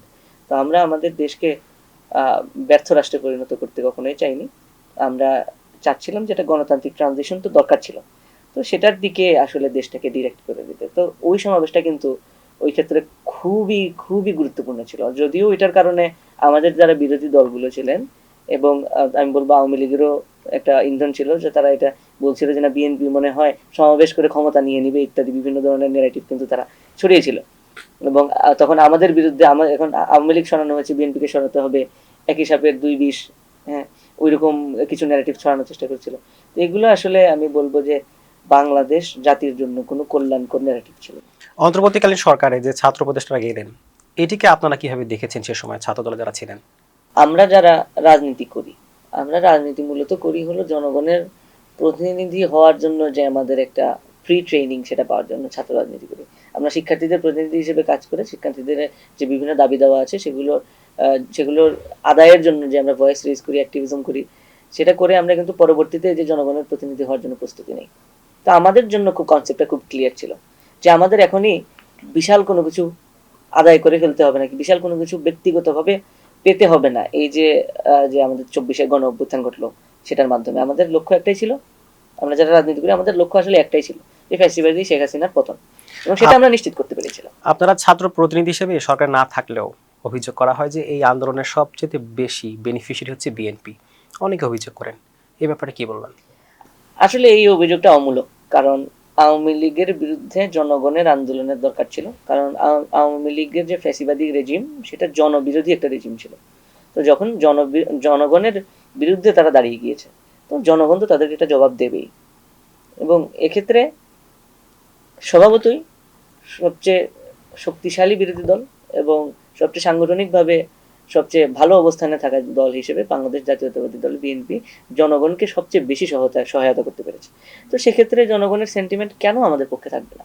আমরা তো জনগণের বিরুদ্ধে যাইনি, আমরা জনগণের পক্ষে থেকে কাজ করেছি। এবং আপনি দেখবেন যে এই যে আপনি 7 আগস্টের যে সমাবেশের কথা বললেন এবং পরবর্তীকালীন যে আমাদের দলের যে বিভিন্ন সিদ্ধান্ত এবং সরকারে আসার পরেও আমাদের যে দলের নেগেটিভ বলেন, আমাদের চেয়ারম্যান যে ভাষায় কথা বলছেন, আমরা কিন্তু বাংলাদেশের পক্ষে কথা বলছি, বাংলাদেশের জনগণের পক্ষে কথা বলছি। তো জনগণের পক্ষে কথা বললে জনগণের যে নির্বাচন, জনগণের ভোটের মাধ্যমে নির্বাচন, সেই ভোটের নির্বাচনে আমরা একটু অ্যাডভান্টেজ পাবো না, সেটা বলা তো অন্যায় হয় না। আমি ভালো কাজ করলে তো ভালো কাজের প্রতিদান থাকবে। আমরা তো জানি যে গণঅভ্যুত্থানে সেই সময় অনেক স্টেক হোল্ডারই ছিল, সেখানে কমিট মাদ্রাসা ছাত্ররাও ছিল, বিভিন্ন রাজনৈতিক দল ছিল। একই সাথে আপনি বলছিলেন যে 18 জুলাই বেসরকারি বিশ্ববিদ্যালয়ের শিক্ষার্থীরা 1 দফার যে ঘোষণা সেটি তারা পারতপক্ষে দিয়ে দিয়েছিল। কিন্তু গণঅভ্যুত্থান পরবর্তী যে সময়, মানে সরকারের কথাই বলি আর অন্য যে কোনো জায়গায় কথা বলি বা আপনাদের রাজনৈতিক দলের কথাই বলি, বেসরকারি বিশ্ববিদ্যালয়ের শিক্ষার্থীরা কি সেই মূল্যায়নটা পেয়েছে? এক কথায় উত্তর দিলে আমি বলবো না। না কেন? মানে যারা যারা ওই যে আপনি বললেন যারা যারা উপদেষ্টা হলেন, পরবর্তীতে বিভিন্ন বড় বড় পদে গেলেন, তারা কেন যেন এই যে পুরো আন্দোলনের স্টেকটা নিজেদের মধ্যে যারাই যারাই একটু ফোকাস পেলেন সবাই নিজের মধ্যে নিয়ে নিতে চান। এক্ষেত্রে আসলে মানে দল মত নির্বিশেষে যারাই আমরা ধরেন, হয়তো আমার কাছে মানে আমার ভয় হয় যে আমি যদি একটু ফোকাস পাই হয়তো আমিও নিজের মধ্যে সবকিছু নিয়ে নিতে চেষ্টা করবো যে আমি সবকিছু করেছি।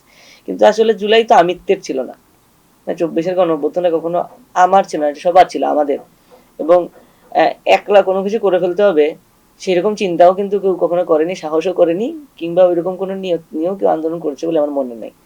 কিন্তু পরবর্তীকালে যখন এই যে ক্রেডিট নিয়ে কামড়াকামড়ি শুরু হলো, সেই কামড়াকামড়িতে আসলে বেসরকারি বিশ্ববিদ্যালয়ের যে মানে সাহসী আমাদের ছাত্রদলের নেতাকর্মীরা বলেন, কিংবা যারা অরাজনৈতিক যারা আমাদের এই আন্দোলনে সম্পৃক্ত হয়েছিল, তাদের বয়সটা কিন্তু অনেকটা মানে ছোট হয়ে গিয়েছিল। তারা কিন্তু ক্রেডিট নেওয়ার ওই পর্যায়ে ছিল না, না থাকার কারণে আমি মানে ওই যে এটা যারা উপরে ছিল তারা আরো উপরে উঠেছে, আর তারা যেহেতু ভয়েস পায়নি তারা আস্তে আস্তে স্তিমিত হয়ে গেছে।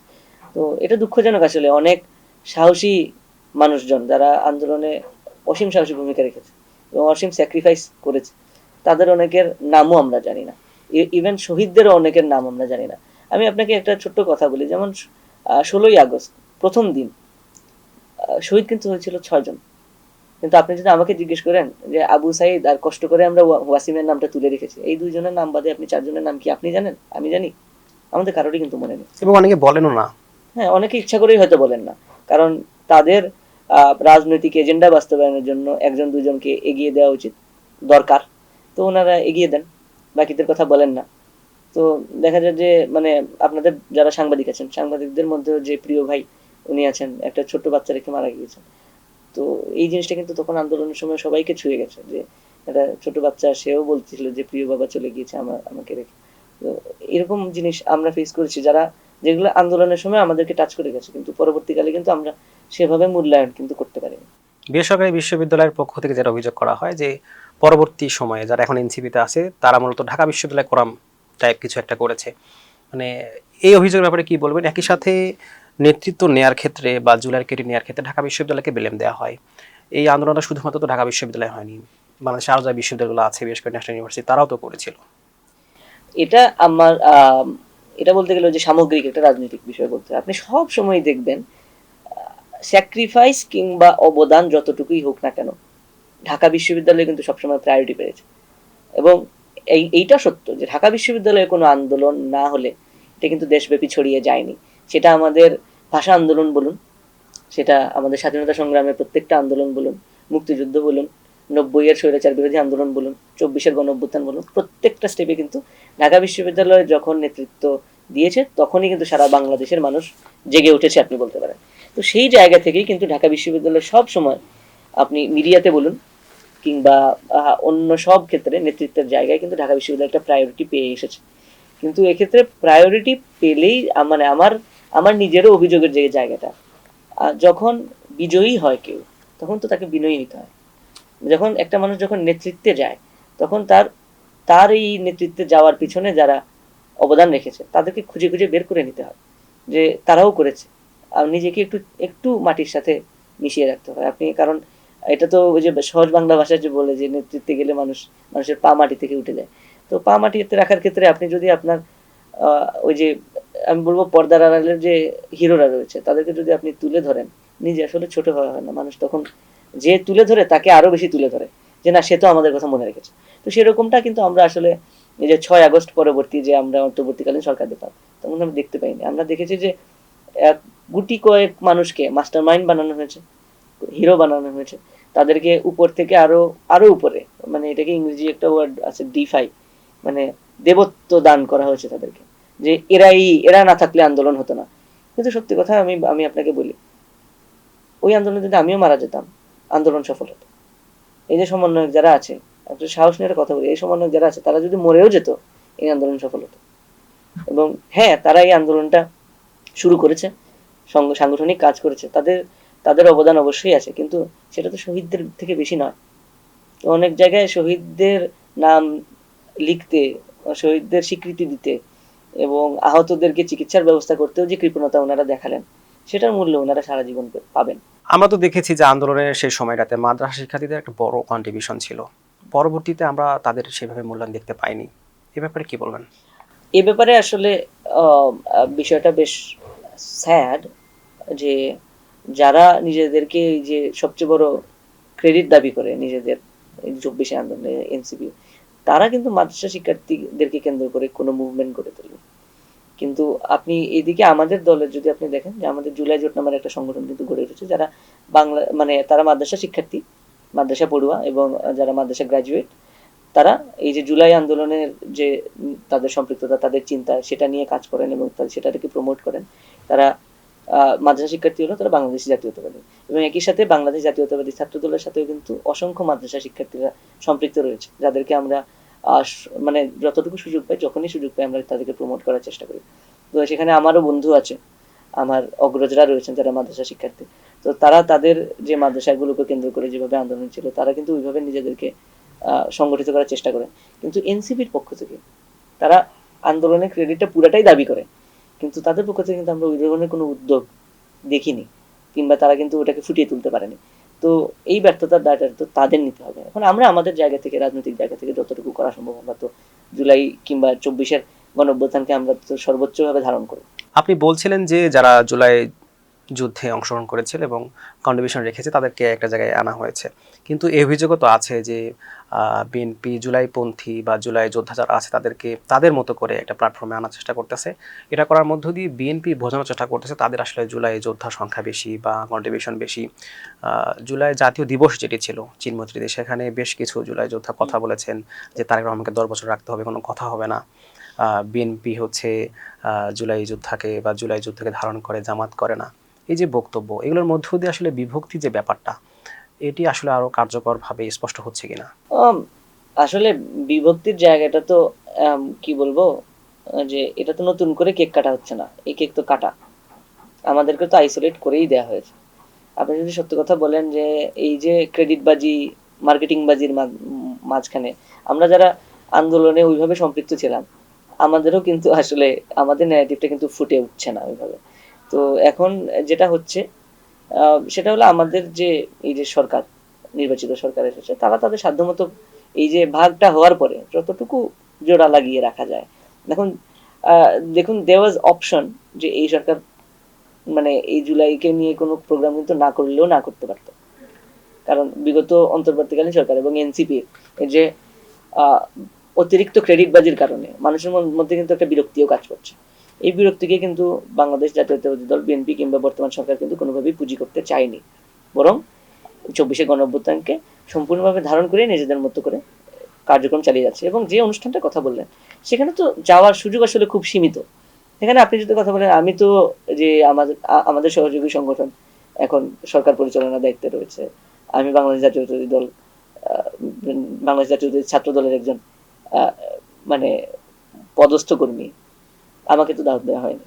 তো সেই জায়গায় অভিমান তো আমারও থাকতে পারে। তো সেই জায়গায় আসলে অভিমানের কোনো কারণ নেই। কিন্তু আমি যতটুকু দেখেছি সেই অনুষ্ঠানেও প্রতিনিধি, বিভিন্ন কমিউনিটির প্রতিনিধি নেওয়া হয়েছে, যেমন ছাত্র দলের প্রতিনিধি যেমন নেওয়া হয়েছে, অন্যান্য সংগঠনেরকেও দাওয়াত দেওয়া হয়েছে আমি যতটুকু জানি। এরপরে আহতদের প্রতিনিধি ছিলেন, যারা শহীদ পরিবারের প্রতিনিধি ছিলেন, এবং শিশুদের মানে স্কুল ছাত্র, মাদ্রাসা ছাত্র কিংবা বেসরকারি বিশ্ববিদ্যালয়ের প্রতিনিধিও কিন্তু ছিলেন। তো যারা আহত তারাও ছিলেন। তো সব সব কমিউনিটি থেকে একজন দুজন করে নেয়ার চেষ্টা করা হয়েছে। তাদের অভিযোগ হচ্ছে যে প্রতিনিধিগুলো নেওয়া হয়েছে তারা বিএনপি পন্থী। ধরেন একটা প্ল্যাটফর্ম আছে, সেখানে যিনি বিএনপি করেন তাকে নেওয়া হয়েছে। সেখানে যিনি বিএনপি করেন তাকে নেওয়া হয়েছে, ওরকম আমার কাছে খুব একটা মনে হয় না। বিএনপির বাইরেও তো নেওয়া হয়েছে, শহীদ পরিবারের মানুষজন ছিলেন যারা বিএনপি করেন না, সেরকম মানুষজন গিয়েছেন। এখন হ্যাঁ, ওই জায়গায় আমি তো যেমন বললাম যে সময় সীমিত, এবং একই সাথে আপনি দেখবেন ওই যাওয়ার ক্ষেত্রে যারা অন্যান্য যারা একটু মানে এখন সরকারের বাইরে রয়েছেন, তারা তো মিডিয়া ফোকাস একটু কম পেয়েছেন। সে কারণে অবশ্যই আমাদের রাকিব ভাই যখন কথা বলবেন, বেশি ক্যামেরা তার দিকে ফোকাস হবে। তো আমি গেলে তো অতটুকু হবে না। তো ওইরকমই প্রোগ্রাম হয়েছে আর কি। কিন্তু আমার কাছে মনে হয় যে তখন প্রোগ্রামটা আর একটু বৃহৎ পরিসরে করলে মনে হয় আরো সুন্দর হতো। আপনি বলছিলেন যে কেক কেটে জুলাই যোদ্ধাদেরকে আলাদা করার যে ব্যাপারটি, এটি কে শুরু করলো? এটা তো অবশ্যই এনসিপি শুরু করেছে। এনসিপি বলতে মানে তখন তো এনসিপি ছিল না, তখন যারা এই যে যারা সরকারে গেলেন, ছাত্র প্রতিনিধি হিসেবে যারা সরকারে গেলেন, তাদের কাজ ছিল কি? তাদের কাজ অবশ্যই রাষ্ট্র পরিচালনা, কিন্তু একই সাথে তাদের এটাও কাজ ছিল যে জুলাইয়ের যত স্টেক হোল্ডার ছিল তারা যাতে ওই অন্তর্বর্তীকালীন সরকারে মূল্যায়ন পায়।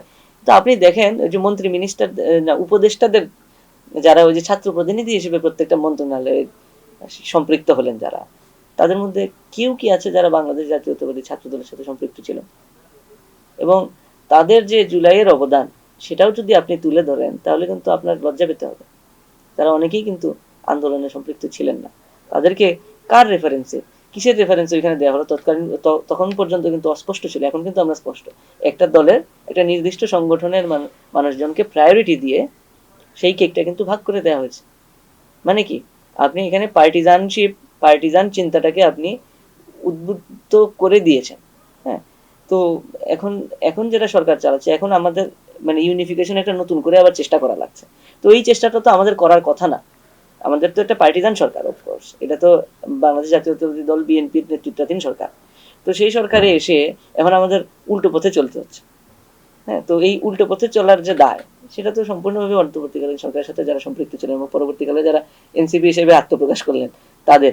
তো তারা এই যে আত্মপ্রকাশ না করা একটা সংগঠনের নেতৃবৃন্দকে যেভাবে বিভিন্ন ধরনের ফ্যাসিলিটি দিলেন, সেটা কি তাদের মানে নৈতিকতার মধ্যে পড়তো?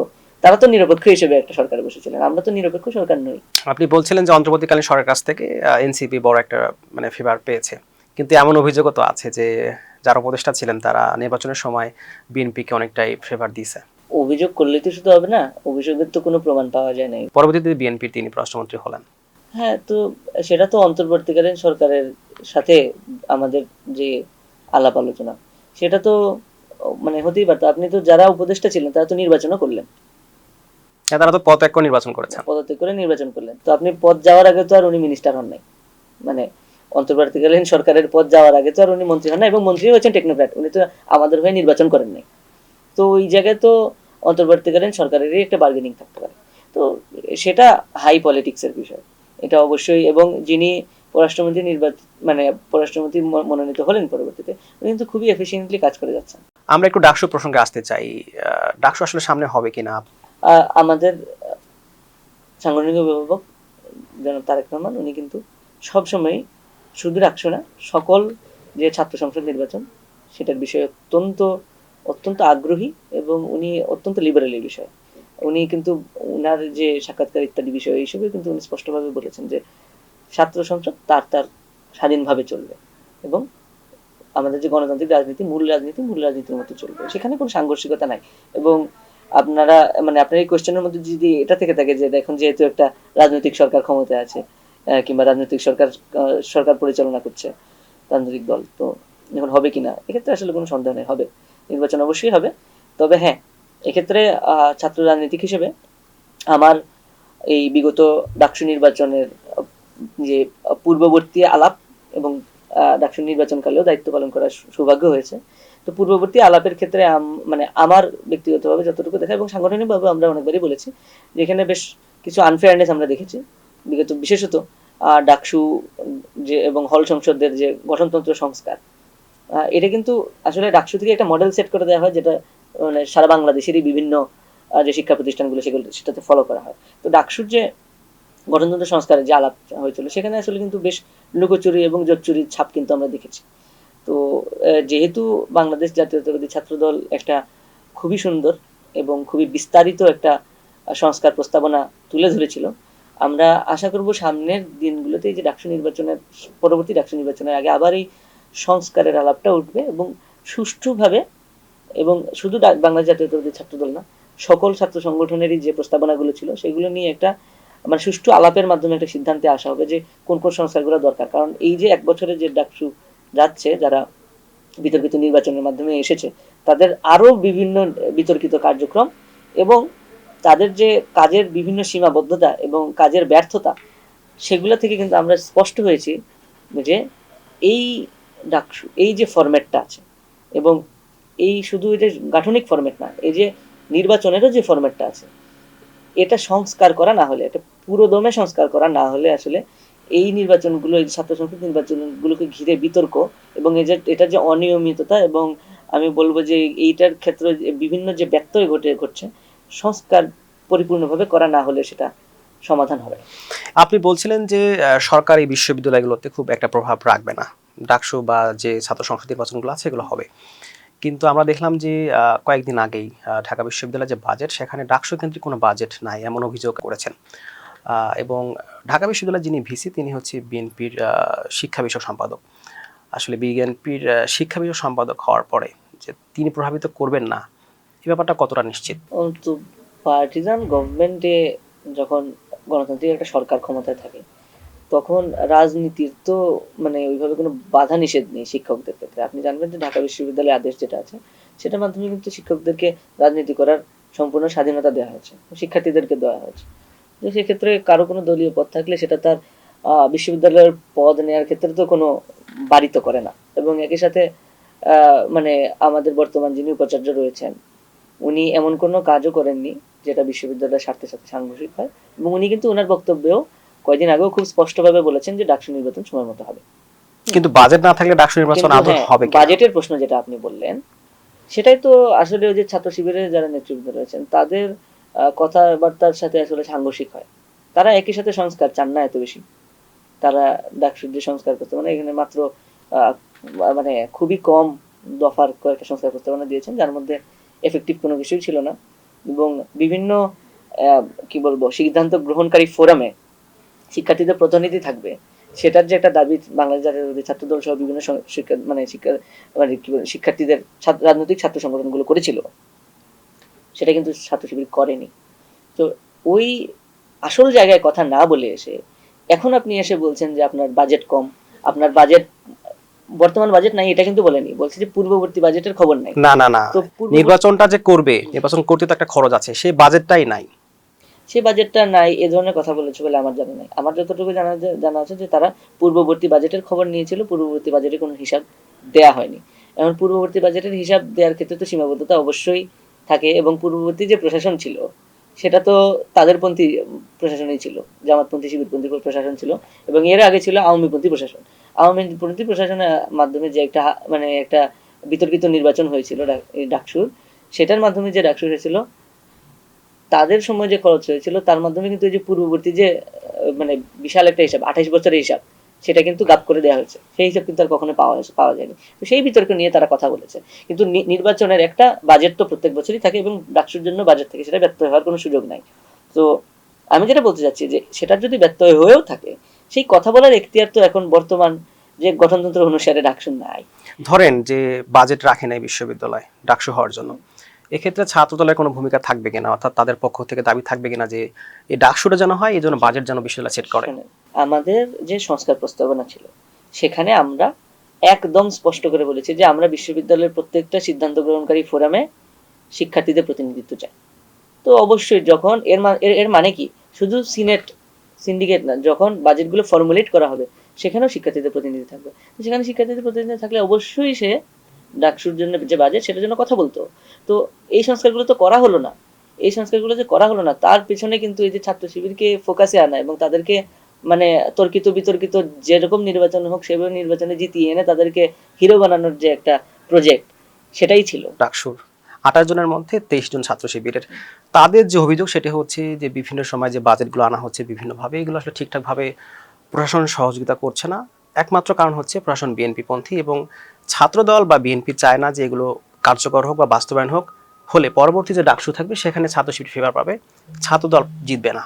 এই যে অভিযোগ, এ ব্যাপারে কি বলবেন? এই অভিযোগটা একদমই অবান্তর। কারণ ওরা যেভাবে বলছে যে বিএনপি পন্থী প্রশাসন, এটা তো মাত্র দায়িত্ব এই নতুন প্রশাসন নতুন উপাচার্য দায়িত্ব পেলেন তো মনে হয় 2 মাসও হয়নি। তো 2 মাসে কি তাদের সব প্রজেক্ট আটকে ফেলা হয়েছে? এবং এর আগে যে না, তারা মসজিদের যে ব্যাপারটি সেটি বলছে, একই সাথে অন্য যে ব্যাপারগুলো জিমনেশিয়াম সেখানে বলছে, সেগুলো তো খুব একটা মানে নতুন প্রশাসন এসে যে খুব একটা আটকে দিয়েছে সেরকম খবর পাইনি, বরং এর আগের যে প্রশাসন সেটাই কিন্তু অনেক জায়গায় আটকে দিয়েছিল। না না, আমরা দেখছি এগুলো আসলে জটিলতা সৃষ্টি হচ্ছে এবং তারা বারবার এই অভিযোগগুলো করছে। এবং এখানে আমার প্রশ্ন হচ্ছে যে এই কাজগুলো যদি বাস্তবায়ন হয় সেক্ষেত্রে সবচেয়ে বেশি উপকৃত হবে শিক্ষার্থীরা। তো ডাকসুকে, ছাত্র শিবির নন, ডাকসুকে আসলে ছাত্র দলের ক্ষেত্রে সহযোগিতা করবে কিনা বা করছে না কেন? মানে এক্ষেত্রে মানে সহযোগিতা করা না করার বিষয় হলো সহযোগিতা অ্যাভেইল করে নিতে হয়। এটা একটা বিষয়। তো এখানে একদম ডাকসু সংস্কার প্রস্তাবনা, নির্বাচন না, সংস্কার প্রস্তাবনায় ছাত্র শিবিরের বিতর্কিত যে অবস্থান এবং বিগত যে প্রশাসন, এই যে প্রফেসর সরফরাজ খান, সরি, নিয়াজ আহমদ খানের যে প্রশাসন ছিল, সে প্রশাসন থেকে শুরু করে ছাত্র শিবিরকে যে ইনিয়ে বিনিয়ে বিভিন্নভাবে যে ফোকাসে আনার যে একটা প্রজেক্ট নেওয়া হয়েছিল, সেই প্রজেক্টের মাধ্যমে কিন্তু শুধু ছাত্র দল নয়, বাকি সকল ছাত্র রাজনৈতিক সংগঠনের যে দূরত্ব সৃষ্টি হয়েছে সেটা কিন্তু কোনোভাবেই কমছে না, বরং বাড়ছে দিন দিন। এবং সেটার মাধ্যমে কিন্তু তারা আরো বেশি আইসোলেট হচ্ছে এবং তারা আরো বেশি অপ্রাসঙ্গিক হচ্ছে। তো এইখানে তাদের সাথে আলাপের জায়গা কিন্তু আমাদের খুবই কম এখন। তো সেটা কিন্তু তারাই হারিয়ে ফেলছে দিন দিন। আপনি যখন মানে মানে আদতে বড় সংগঠন না, কিন্তু আপনি আচার আচরণে বিভিন্ন ধরনের মানে হাম্বড়া ভাব দেখাবেন, তখন কিন্তু আপনার সাথে আলোচনা ওভাবে হয় না এবং আপনি বিভিন্ন আনফেয়ার অ্যাডভান্টেজেস নেবেন। আপনি জানেন যে এই যে ডাকসু যে নির্বাচন ঘটেছে, এটা যে কত ধরনের অনিয়ম যে ঘটেছে, আমরা কিন্তু পরবর্তীতে 11 দফা আমরা যে অনিয়মের অভিযোগ কিন্তু দিয়েছি, কিন্তু বিগত যে প্রশাসন তারা কিন্তু একটিরও কোনো উত্তর দেয়নি। ইভেন ডাকসুর মতো নির্বাচনের যে ব্যালট ছাপা হয়েছে সেটা একটা অরক্ষিত একটা মানে খুচরা দোকানে ছাপা হয়েছে। তো সেই ধরনের অভিযোগের কিন্তু কোনো উত্তর আমরা পাইনি, মানে এত বেশি অ্যাডভান্টেজ তাদেরকে দেওয়া হয়েছে। তো তারা হঠাৎ করে এসে এই যে 2 মাসের প্রশাসন তাদেরকে এমন অসহযোগিতা করে ফেলেছে যে তারা কোনো কাজ করতে পারছে না, সেটা অবান্তর একটা প্রশ্ন বটে।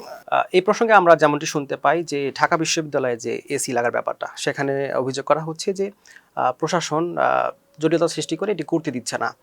এই প্রসঙ্গে আমরা দেখলাম যে আপনাদের ডাকসুতে যিনি জিএস পদে দাঁড়িয়েছিলেন, তিনি একটি বক্তব্যে বলেছেন যে ঢাকা বিশ্ববিদ্যালয়ে এসি লাগানো হচ্ছে অনেকটা লাক্সারি ব্যাপার।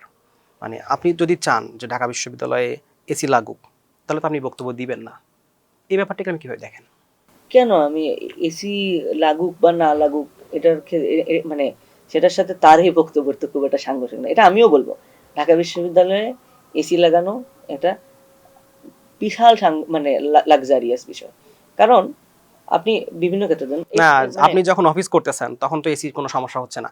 তা ঢাকা বিশ্ববিদ্যালয়ের মতো জায়গায় বা মন্দিরও যদি হয়, সেখানে যদি একটা এসি লাগানো হয়, এসি লাগানো হয়, তাহলে তাহলে সমস্যাটা কোথায়? কেন এটা সমস্যা? এটা আমি আপনাকে বেশ কয়েকটা ধাপে এটা গুরুত্ব দিই। প্রথমত আমি আজকে আপনার এখানে আসার আগে যেখান থেকে এসেছি সেটাই আমি মূল কারণ হিসেবে দেখাবো। আমি শেখ ফজিলাতুন্নেসা মুজিব হল এবং কুয়েত মন্ত্রী হল থেকে, বাংলাদেশ কুয়েত মন্ত্রী হল থেকে আসলাম, যেখানে আমরা ভালোভাবে ড্রেনেজ সিস্টেমই শিক্ষার্থীদের দিতে পারি নাই। এবং ইনক্লুডিং দিজ হলস, ঢাকা বিশ্ববিদ্যালয়ে যে নারী শিক্ষার্থীরা রয়েছে তাদের জন্য, তাদের 50% জন্য আবাসন ব্যবস্থা আমরা দিতে পারি নাই। তো আপনার জন্য কোনটা প্রায়োরিটি? আপনি আগে ঘুমাবেন নাকি আপনি আগে এসিতে থাকবেন? আপনার অফিসে এসি থাকলেই হবে, আপনার বাসায় কি বিছানাটাও লাগবে না? না, ড্রেনের তা তো কাজ, অবশ্যই। ড্রেনের কাজ যদি আপনার না আপনার হয়, ড্রেনেজ লাগবে না? মানে এখন মৌলিক চাহিদা তো কোনোভাবেই এসি নয়। মৌলিক চাহিদা হলো খাদ্য, বস্ত্র, বাসস্থান। বস্ত্র না হয় আপনি না দেবেন, কিন্তু আপনি তো ইউনিভার্সিটি হিসেবে আপনার তো একটা বেসিক প্রমিস আছে যে আপনি একটা তাকে ভালো থাকার জায়গা অ্যাভেল করবেন। তো আমরা কিন্তু বারবারই এই প্রশাসনকেও আমরা স্মারকলিপি দিয়েছি, এর আগের প্রশাসনকে আমরা স্মারকলিপি দিয়েছি যে অন্তত যে নারী শিক্ষার্থীদেরকে আপনারা থাকার জায়গাটা করে দিতে পারছেন না, আবাসন সুবিধা দিতে পারছেন না, তাদেরকে একটা বৃত্তি দিন। তারা যাতে অন্তত মেসের যে খরচটা তাদের হচ্ছে এটা একটা পার্সেন্টেজ ইউনিভার্সিটি কন্ট্রিবিউট করুক। সেটা কিন্তু খুব একটা মানে এখনো পর্যন্ত খুব একটা পাত্তা কিন্তু আমরা পাইনি। তো শুধু মানে তো এই ক্ষেত্রে আমি বলবো যেখানে আমাদের মৌলিক চাহিদাগুলোই ব্যাহত হচ্ছে সেখানে এসি লাগানোটা একটু লাক্সারিয়াস না, বরং এসির যে বাজেটটা আছে সেটাকে রিঅ্যালোকেট করে আপনি ওই জায়গায় প্রোভাইড করেন। আপনার আমি তো বললাম 50%, about 50% of the female students they live outside the campus. মানে এটা তো একটা ডেঞ্জারাস বিষয়ও বটে। আপনি ইভেন মেয়েদের যে হলগুলো করলেন, 2টা হল করলেন ক্যাম্পাসের বাইরে। আমার তো মনে হয় যে বিশ্ববিদ্যালয়ের ভিতরকার মানে আমাদের ক্যাম্পাসের আশেপাশে মানে যে টিএসসির আশেপাশের যে বড় বড় বিল্ডিং করা হয়েছে এবং একটি ওই যে পরমাণুর একটি অফিসও রয়েছে, পরমাণু অধিদপ্তর শান্ত, সেগুলোকে সরিয়ে দিয়ে মেয়েদের হল করা উচিত আরো। তো আপনি এই মানে আপনার তো কিছুটা কৃচ্ছতা সাধন তো করতে হবে, আদারওয়াইজ আপনি একটা বিশ্ববিদ্যালয় আমাদের জন্য তো অঢেল বাজেট আসে না। তো সেখানে আপনি এই বাজেট থেকে যে মসজিদে আপনার আর্কিটেকচারটাই এমন যেখানে খুব একটা গরম হয় না, কিংবা যদি নাও থাকে আপনার তো আসলে বিশ্ববিদ্যালয়ের প্রত্যেকটা বিল্ডিং এমনভাবে বানানো উচিত যেটা করে একটা আর্কিটেকচারালি আইডিওলজিক্যাল হয়। এখানে আমার প্রশ্নটা হচ্ছে যে আইডিয়াল আর্কিওলজি দিয়ে হয়। তো এখানে যদি আমার বাতাসই ভালো মতো ঢুকে কিংবা আমার এই জিনিসটা গরম না হয়, আমি কেন এসি লাগাবো? না, এখানে আমার প্রশ্ন হচ্ছে যে ড্রেন বা অন্যান্য যে বিষয়গুলো আছে সেটা যদি না হয়, তাহলে মসজিদের জন্য আমি যে বাজেটটা নিয়ে আসছি যেখান থেকেই হোক, এটা তো বিশ্ববিদ্যালয় দেয়নি, তারা বলছে তারা অন্য জায়গা থেকে নিয়ে আসছে, তাহলে সেখানে কেন বাধা থাকবে? আর আরেকটা বিষয় হচ্ছে যে যদি এখানে অন্য জায়গা থেকে বাজেট আসে, ফার্স্ট যদি অন্য জায়গা থেকে বাজেট আসে, সেটা তো বাধা সৃষ্টি করার কোনো কারণ নেই। আপনি অডিট করতে পারেন। অডিট করাকে যদি কেউ বাধা বলে, এবং প্রশাসন চেঞ্জ হলে এটা একটা নর্মালসি, যে আগের প্রশাসন কি করে গেছে এটার সাথে আমার তো একটু মানে যাচাই বাছাই করতে হবে, যে আগের প্রশাসন কি করে গেল, এখন আমি কিভাবে এটা ইয়া করবো, আমি বাজেটটা কোথায় কাজে লাগাবো। এসি কিনবো, আগের প্রশাসন হয়তো একটা কোম্পানির এসি কে প্রায়োরিটি দিয়েছে, আমি এই প্রশাসনে এসে দেখলাম না, আমি তো এখন কম দামে বেশি মানে কম দামে আমি আরো ভালো এসি এভেল করতে পারছি। তো সেই ধরনের বিতর্ক থাকতে পারে, সেটাকে বাধা হিসেবে দেখাতে কোনো কারণ নাই। এখন এখন আমরা জিমনেশিয়ামের ব্যাপারে কি বলেন? মেয়েদের যে জিমনেশিয়াম, সেটা আসলে বিভিন্ন জড়িততার কারণেই হচ্ছে না। এখানে আমি যেটা বলবো যে যে যে বিতর্কিত যে ডাকসু, নীলক্ষেতের ডাকসু যে ক্রিয়া সম্পাদক রয়েছে, সে খুব একটা সৎ মানুষ নয়। মানে এর আগে আমরা দেখেছি যে সে মানে কি বলবো, ছোট ছোট বাচ্চাদেরকে কান ধরে উঠবোস করাচ্ছে, বিভিন্ন ধরনের নারী হেনস্থার সাথে তার সম্পৃক্ততা আমরা শুনতে পেরেছি। এই মানে এই ধরনের জন্যই মানুষ, হচ্ছে না জিমনেশিয়ামের এই কাজ। জন্য এই ধরনের মানুষ খুব একটা নারীদের জন্য কাজ করবে বলে আমার খুব একটা মনে হয় না আসলে। তো সে এটার বিভিন্ন কারণে হয়তো ব্যর্থ হচ্ছে, ব্যর্থ হয়ে এটার দায় চাপাচ্ছে। সে তো যেমন বলছে সরাসরি যে একটা তথ্য আমি তুলে ধরি, সে এই যে আমরা খেলা দেখাচ্ছি ফিফা বিশ্বকাপ, সেটাতেও সে মিডিয়াতে এসে বিভিন্ন ধরনের ইয়া তুলে মানে অভিযোগ তুলেছে যে সে নাকি আগে অ্যাপ্লিকেশন দিয়েছে কিন্তু তাকে খেলা দেখাইতে দেওয়া হয়নি। কিন্তু ভাই এটা তো আমাদের কাগজপত্রে খুবই স্পষ্ট, আমরা তার অনেক আগে থেকে আমরা কিন্তু 5টা ভেন্যুতে দেখাচ্ছি, এবং প্রত্যেকটা ভেন্যুর জন্য আমরা অফিসিয়ালি অনুমতি নিয়েছি, এবং প্রত্যেকটা জায়গায় আমাদের আগে কেউ অনুমতি নেয়নি। তো এখানে সে তো মিথ্যাচারের মাধ্যমে এইসব মানে তার রাজনীতিটা চালাচ্ছে। তো এই মিথ্যাচারীর যে কথাবার্তা, সেটার রেফারেন্সে কথা বলাটা খুব টাফ। এই যে আপনি বলছিলেন যে নারী ঘটিত ব্যাপার বা অন্য যে বিষয়গুলো, এগুলোর নারী কারণেও কি ঘটিত আপনি ব্যাপার বন্ধ না, রাখবেন? মানে জিমনেশিয়ামের কাজ বন্ধ নারী রাখবেন? ঘটিত ব্যাপার না, মানে এটা হেনস্থার ব্যাপার। হেনস্থা তো একটা পুরুষও হতে পারে, হ্যাঁ। তো মানে হেনস্থার জায়গাটা ডিফারেন্ট, এখন নারী ঘটিত কোনো ব্যাপার তার ব্যাপারে আমি বলিনি। তো যেটা আমি বলতে চাচ্ছি, এসবের কারণে বন্ধ থাকে না, আমি বলছি যে সে হয়তো কাজ করতে পারছে না, কিন্তু সে blame, all he is doing is blame সে তো গেমিং। বলছে যে এখানে প্রশাসন বিভিন্ন জড়িত সৃষ্টি করে রেখেছে, কি এজন্যই হচ্ছে না। জটিলতা সৃষ্টি করছে সেটা যদি আপনি জিজ্ঞেস করেন কোনো উত্তর পাবেন না, আমি আপনাকে গ্যারান্টি দিয়ে গেলাম। মানে তাদের কথা হচ্ছে এটা, যে ডাকসু যদি সফল হয় সেক্ষেত্রে শিবির সফল, আর ছাত্রদল কোনোভাবে এটা চায় না। মূলত এই কারণে আপনারা মানে এক ধরনের বিরোধিতা প্রশাসন থেকে শুরু করে বা অন্য যে বিষয়গুলো আছে সেগুলো দিয়ে মূলত করতেছেন। আমরা কোনো ধরনের বিরোধিতা করেছি বলে আমার তো খুব একটা মনে হয় না, কিন্তু তাদেরই আসলে মানে কাজকর্মের অপরিপক্কতা রয়েছে। কারণ ছাত্র শিবির তো ঐতিহাসিকভাবে ঢাকা বিশ্ববিদ্যালয় ক্যাম্পাসে রাজনীতি করেনি সাংগঠনিকভাবে, তারা রাজনীতি করার স্পেসই পায়নি। তারা বিভিন্ন সময়ে জনবিরোধী বিভিন্ন ধরনের অবস্থান নিয়েছে, যে কারণে বিশ্ববিদ্যালয়ে তারা রাজনীতি থেকে অবাঞ্ছিত ছিল এর আগে। তো এখন নতুন করে রাজনীতি করতে এসে বিশ্ববিদ্যালয়ের শিক্ষার্থীদের সেন্টিমেন্টটা ধরতে তাদের অনেক কষ্ট হচ্ছে। যেমন ইভেন এই যে জলাবদ্ধতার ইস্যুটা আমি বলবো, আমরা কিন্তু বাংলাদেশ জাতীয়তাবাদী ছাত্রদল থেকে স্পষ্টভাবে এটার স্থায়ী সমাধান চাচ্ছিলাম, আর তারা গিয়ে ওইখানে শিক্ষার্থীদেরকে পানি দিয়েছে, মনে হচ্ছে ওইটা একটা বন্যা কবলিত এলাকা, ত্রাণ দিচ্ছে।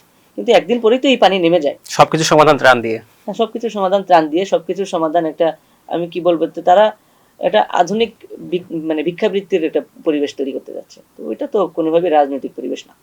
তারা যেমনটা বলে তাদের মানে পদ্ধতি হচ্ছে তারা ওয়েলফেয়ার পলিটিক্স করবে, তো সেক্ষেত্রে তাদের সেটা ঠিক থাকতেই পারে। ওয়েলফেয়ার পলিটিক্স ইজ মানে এটা একদিকে মানে আমার কাছে মনে হয় ওয়েলফেয়ার পলিটিক্স তো ফ্যাসিবাদী আওয়ামী লীগও করতে চেয়েছে। তারা তো বিভিন্ন ধরনের সুযোগ সুবিধার লোভ লালসা দেখিয়ে ক্ষমতায় টিকিয়ে বসে গেল। তো বিষয়টা তো এটা নয়, আপনি যে জায়গার যে মেজাজ সেই অনুযায়ী আপনার রাজনীতি করতে হবে। আমরা যে ডাকসু দেখলাম 2025 সালে যে ডাকসু, সেখানে আমরা যদি ভোটের কথা বলি, সাদিক ক্যাম্প পেয়েছে 14,000 এবং আপনাদের যে ভিপি প্রার্থী ছিল 5,708টা ভোট পেয়েছে। জিএস যদি কম্পেয়ার করি 50-50। তো সামনে যদি নির্বাচন হয়, মানে আপনারা কি এমন পরিমাণে কাজ করতে পেরেছেন যে সে কাজের মধ্য দিয়ে এই যে ডিফারেন্স এটি কমানো সম্ভব এবং জেতা সম্ভব? Firstly I don't agree with this difference, কারণ ওই যে বললাম যে তাদের নির্বাচনে যেসব অনিয়ম রয়েছিল এবং তাদের এই যে নির্বাচন যে বিতর্ক, সেগুলি কোনো উত্তর কিন্তু আমরা এই বিগত প্রশাসন থেকে পাইনি। এবং আমাদের একটা নিয়ত আছে যে আমরা বর্তমান প্রশাসনকে ওই আগের প্রশাসনের যে বিতর্কিত কর্মকাণ্ড রয়েছে এবং তারা যেসব অভিযোগের উত্তর দেয়নি, সেসব যে অভিযোগের নিষ্পত্তি ঘটানোর জন্য আমরা তাদের কাছে আবেদন করব। দরকার হলে একটা নিরপেক্ষ কমিশন করা হোক, দেখা হোক যে বিগত নির্বাচনে আসলে কি ঘটেছিল। আমরা আসলে কখনোই এই ডেমোক্রেটিক সিস্টেমটাকে বাধাগ্রস্ত করতে চাইনি, হ্যাঁ, সেই জন্য আমরা এটার ক্ষেত্রে কোনো মানে ভায়োলেন্ট মুভমেন্ট কিংবা বলুন যে কোনো মানে আমরা পরিস্থিতিকে উত্তপ্ত করতে চাইনি, কিন্তু আসলে ঘটনাটা ছিল এটি মানে সেরকমই আসলে। তো সেই পর্যায় থেকে আমরা এটাকে সিস্টেম্যাটিক্যালি যখনই ফেস করতে চেয়েছি, তারা কিন্তু they shut the door on our face. তো আমরা যেটা এখনকার প্রশাসন থেকে চাই যে আমরা একটা নিরপেক্ষ রিপোর্ট চাই যে আসলে আমাদের ব্যবধান কতটুকু ছিল। তো এই যে একটা আচানক আকাশচুম্বী ব্যবধান দেখানো হলো, তো সেটা আসলে ওই যে ব্যালট কারচুপির মাধ্যমে হলো নাকি আদতেই আমাদের ব্যবধান অতটুকু, সেটা বোঝার জন্য যে আমরা আবেদনগুলো বিগত প্রশাসনের কাছে করেছিলাম সেগুলো নিষ্পত্তি হওয়া জরুরি ছিল। আমরা বলেছিলাম আমাদেরকে সিসিটিভি ফুটেজ দেন, আমরা দেখি যে আদতেই কাস্টিং এতটুকু হয়েছিল কিনা। আপনাদের যদি হয়ে থাকে আমাদের তো কোনো অসুবিধা নেই, আমরা ধরে নিব যে আমাদের ব্যর্থতা এতটুকু। তো এই যে ব্যর্থতা পরিমাপের যে একটা ব্যর্থতা আমাদের রয়েছে, তো সেটা মোকাবেলা করে আমরা সামনে ভালো করবো বলে আমি বেশ আশাবাদী।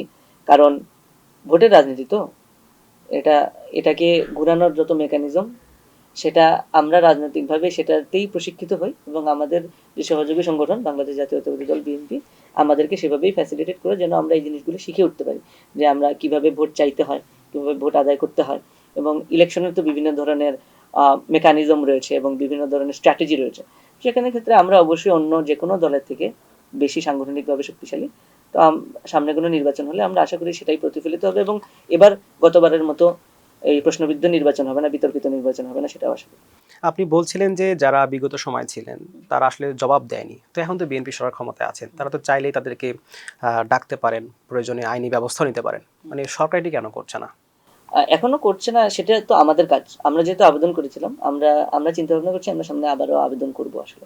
সেটা আসলে বিভিন্ন এই যে আমাদের যে বাংলাদেশ জাতীয়তাবাদী দল বিএনপি সরকার পরিচালনার দায়িত্বে আসার পর থেকে দেখবেন বিভিন্ন ধরনের কিন্তু ক্যালামিটিজ এন্ড এভরিথিং চলেই আসছে। তো প্রাসঙ্গিকতারও তো একটা বিষয় আছে। তো সেই বিচারেই কিন্তু আমরা এখনো এটা বিষয়ে এখনো কথা বলছি না, কিন্তু আমরা এই বিষয়ে আমাদের আমাদের যে আলাপ, সাংগঠনিক আলাপটা খুবই পরিষ্কার, আমাদের নেতাকর্মীদেরও আলাপ খুব পরিষ্কার যে আমরা আমাদের যে ডাউটস আছে সেগুলোর উত্তর আমরা নিয়েই সামনের দিকে এগোবো। গণঅভ্যুত্থান পরবর্তী সময়ে আমরা যেমনটি দেখেছি যে ছাত্র দলের আইকনিক ফিগার ঢাকা বিশ্ববিদ্যালয়ে যারা সেখানে অংশগ্রহণ করেছে ডাকসুতে, আবিদ, এখানে হামিম, মায়ের ছিল, মানে এখন যদি ডাকসু হয় সেক্ষেত্রে ঢাকা বিশ্ববিদ্যালয়ে ওই পরিমাণে বা ওই লেভেলের আসলে আইকনিক ফিগার আছে কিনা? আসলে me myself I don't believe in icon politics. আপনি কিন্তু এইভাবে বলেন যে আমি মানে আমি সাংগঠনিক মানুষ, আমি সাংগঠনিক স্ট্রাকচারে বিশ্বাস করি। তবে হ্যাঁ, বাংলাদেশ জাতীয়তাবাদী ছাত্রদল এমনতর বৃহৎ একটি সংগঠন এবং এটির লিগেসি এতই বড় যে এই সংগঠন যাকেই সামনে এগিয়ে দেবে সে আসলে অনেক বেশি ফোকাস পাবে।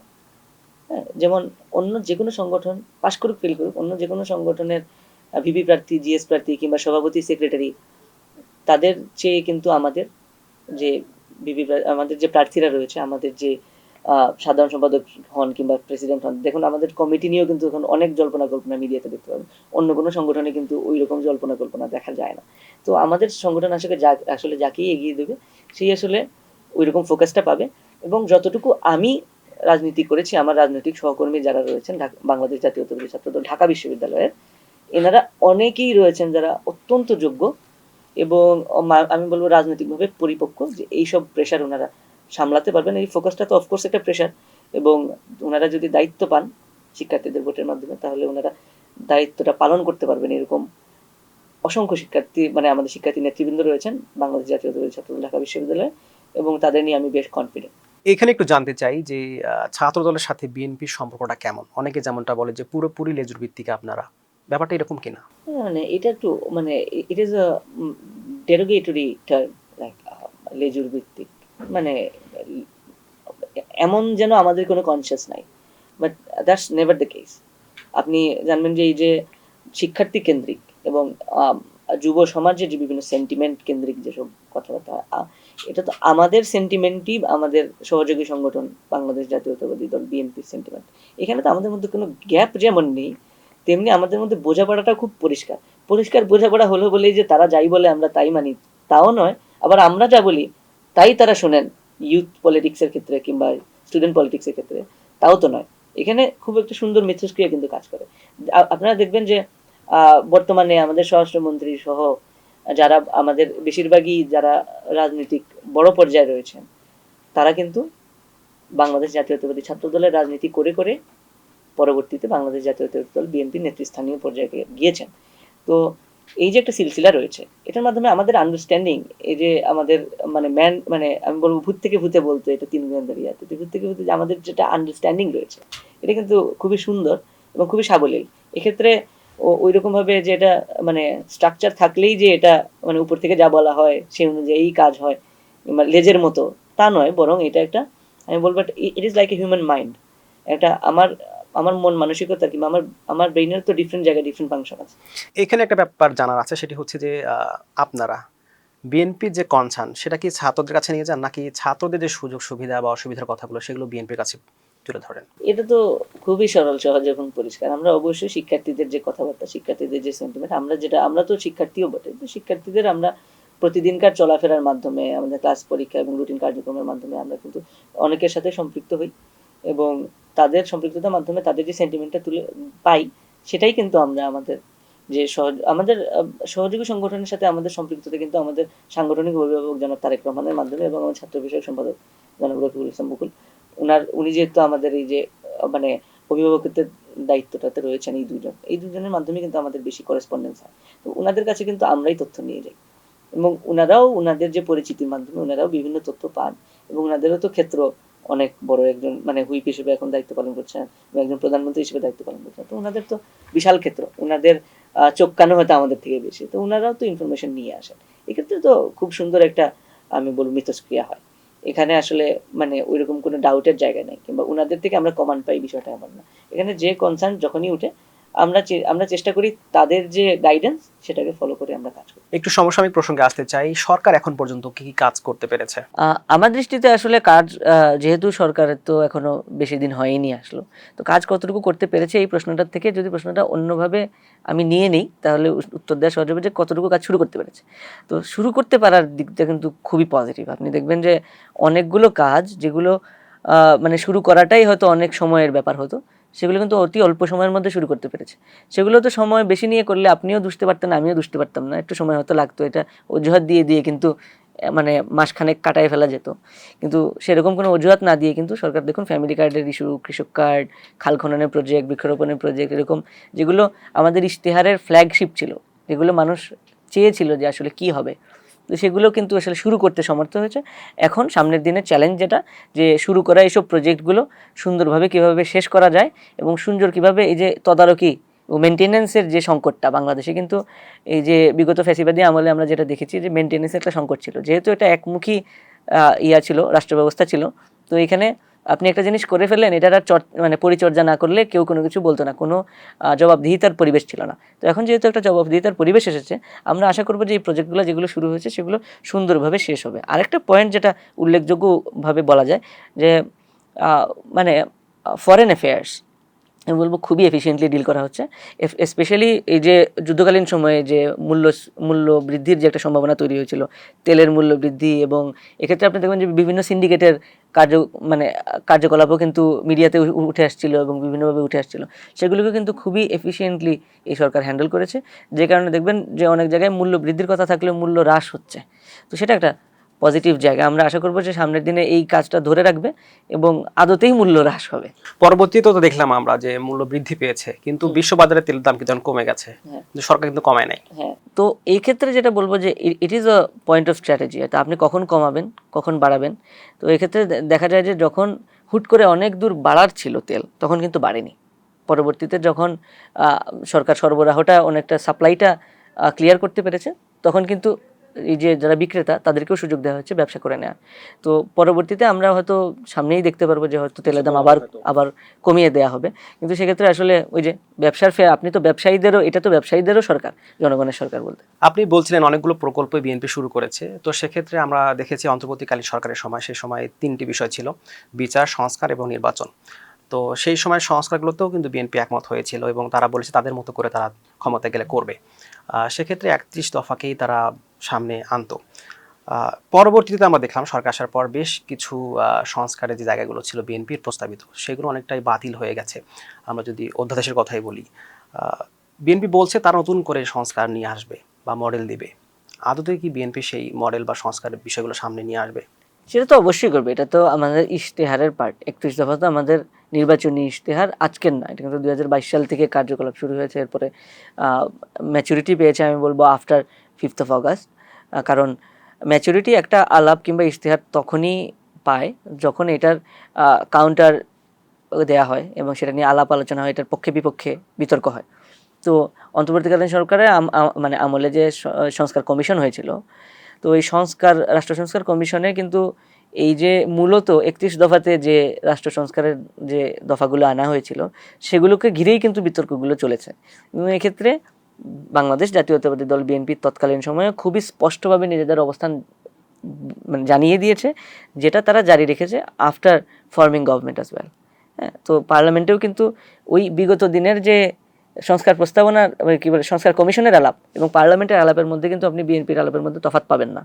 কিন্তু হয়েছে যেটা, যে বিএনপির এই যে আপত্তি, যে নোট অফ ডিসেন্স রয়েছিল সেগুলোকে গ্রাহ্য না করে, যেগুলোকে নোট না করেই অন্তর্বর্তীকালীন সরকার বিভিন্ন ধরনের আদেশ পাশ করিয়ে এবং অধ্যাদেশ পাশ করিয়ে নিয়েছিল বলে এখন যে এর একটা সাংবিধানিক বাধ্যবাধকতা রয়েছিল যে 90 দিনের ভিতরে এই আইনগুলোকে পাশ করে নিতে হবে, এই সময়টার মধ্যে কিন্তু হোললি এগুলোকে পাশ করে নেওয়া যায়নি।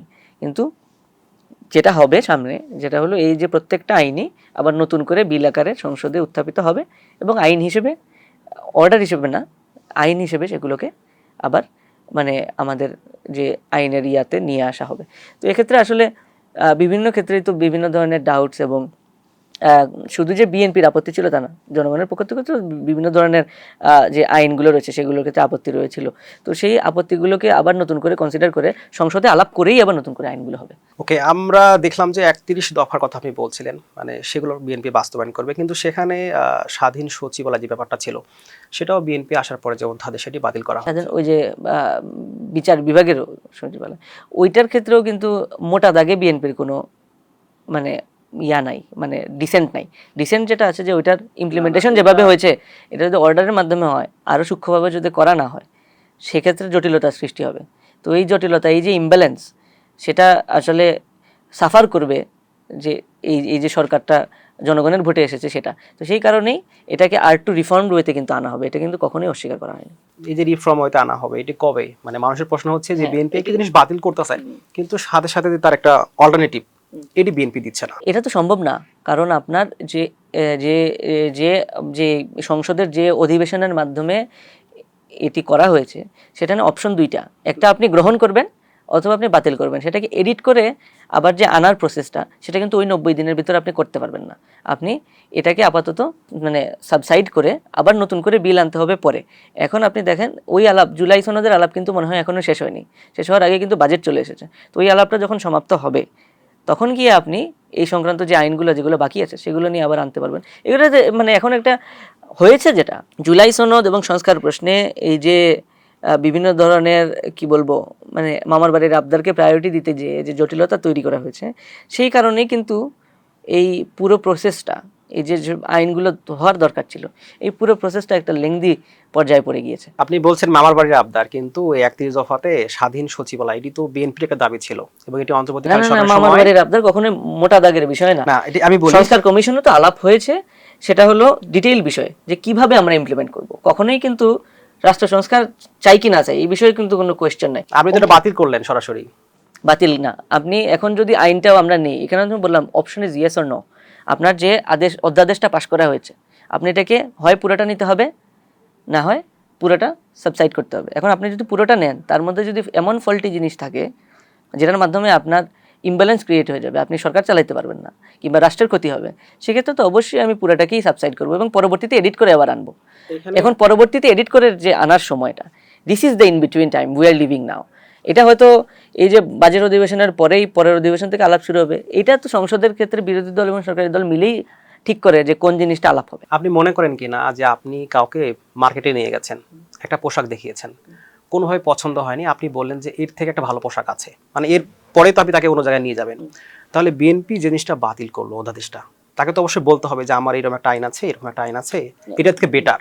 তো আপনি বলছেন যে সেটা এখন পর্যন্ত বিএনপি দেখাতে পারছে না, তাহলে কেন বাতিল করলো? এটা দেখাতে পারছে না সেটা বলি নাই, আমি বলছি যে সংসদে ওটা দেখানোর সময় এখনো হয়নি, এটা একটা সময়। কিন্তু বিএনপির কি প্রস্তাব, কাউন্টার প্রস্তাব, সেটা তো নোট অফ ডিসেন্টের মধ্যে একদম স্পষ্টভাবে বলা আছে যে আমরা এই কারণে এটা চাই না এটা চাই।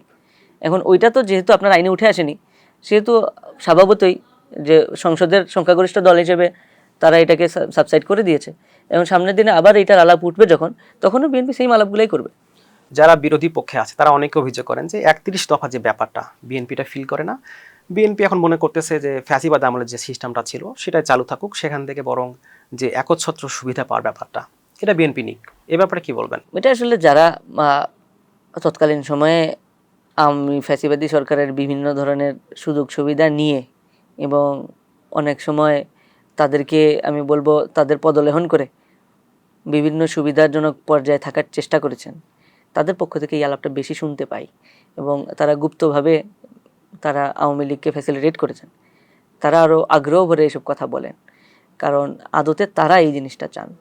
কেন তারা চান, এখানে যুক্তি হিসেবে আমি যদি বলি, তাদের যদি ওটা চাওয়া না থাকতো, তাদের নিজস্ব কিন্তু একটা ইন্টেলেকচুয়াল ওয়ার্ক থাকতো যে আমরা যদি সরকারে যাই তাহলে আমরা রাষ্ট্রটাকে এইভাবে সংস্কার করব। আমরা কিন্তু ওই ভিশন থেকেই, ভিশন 2030 হয়েছে, পরবর্তীতে 27 দফা, এবং পরবর্তীতে সেটাকে আরও এমেন্ড করে আমাদের যে সহযোগী দলগুলো ছিল তৎকালীন ফ্যাসিবাদ বিরোধী আন্দোলনে, তাদের প্রস্তাবনা অনুসারে কিন্তু সেটা 31 দফা হলো।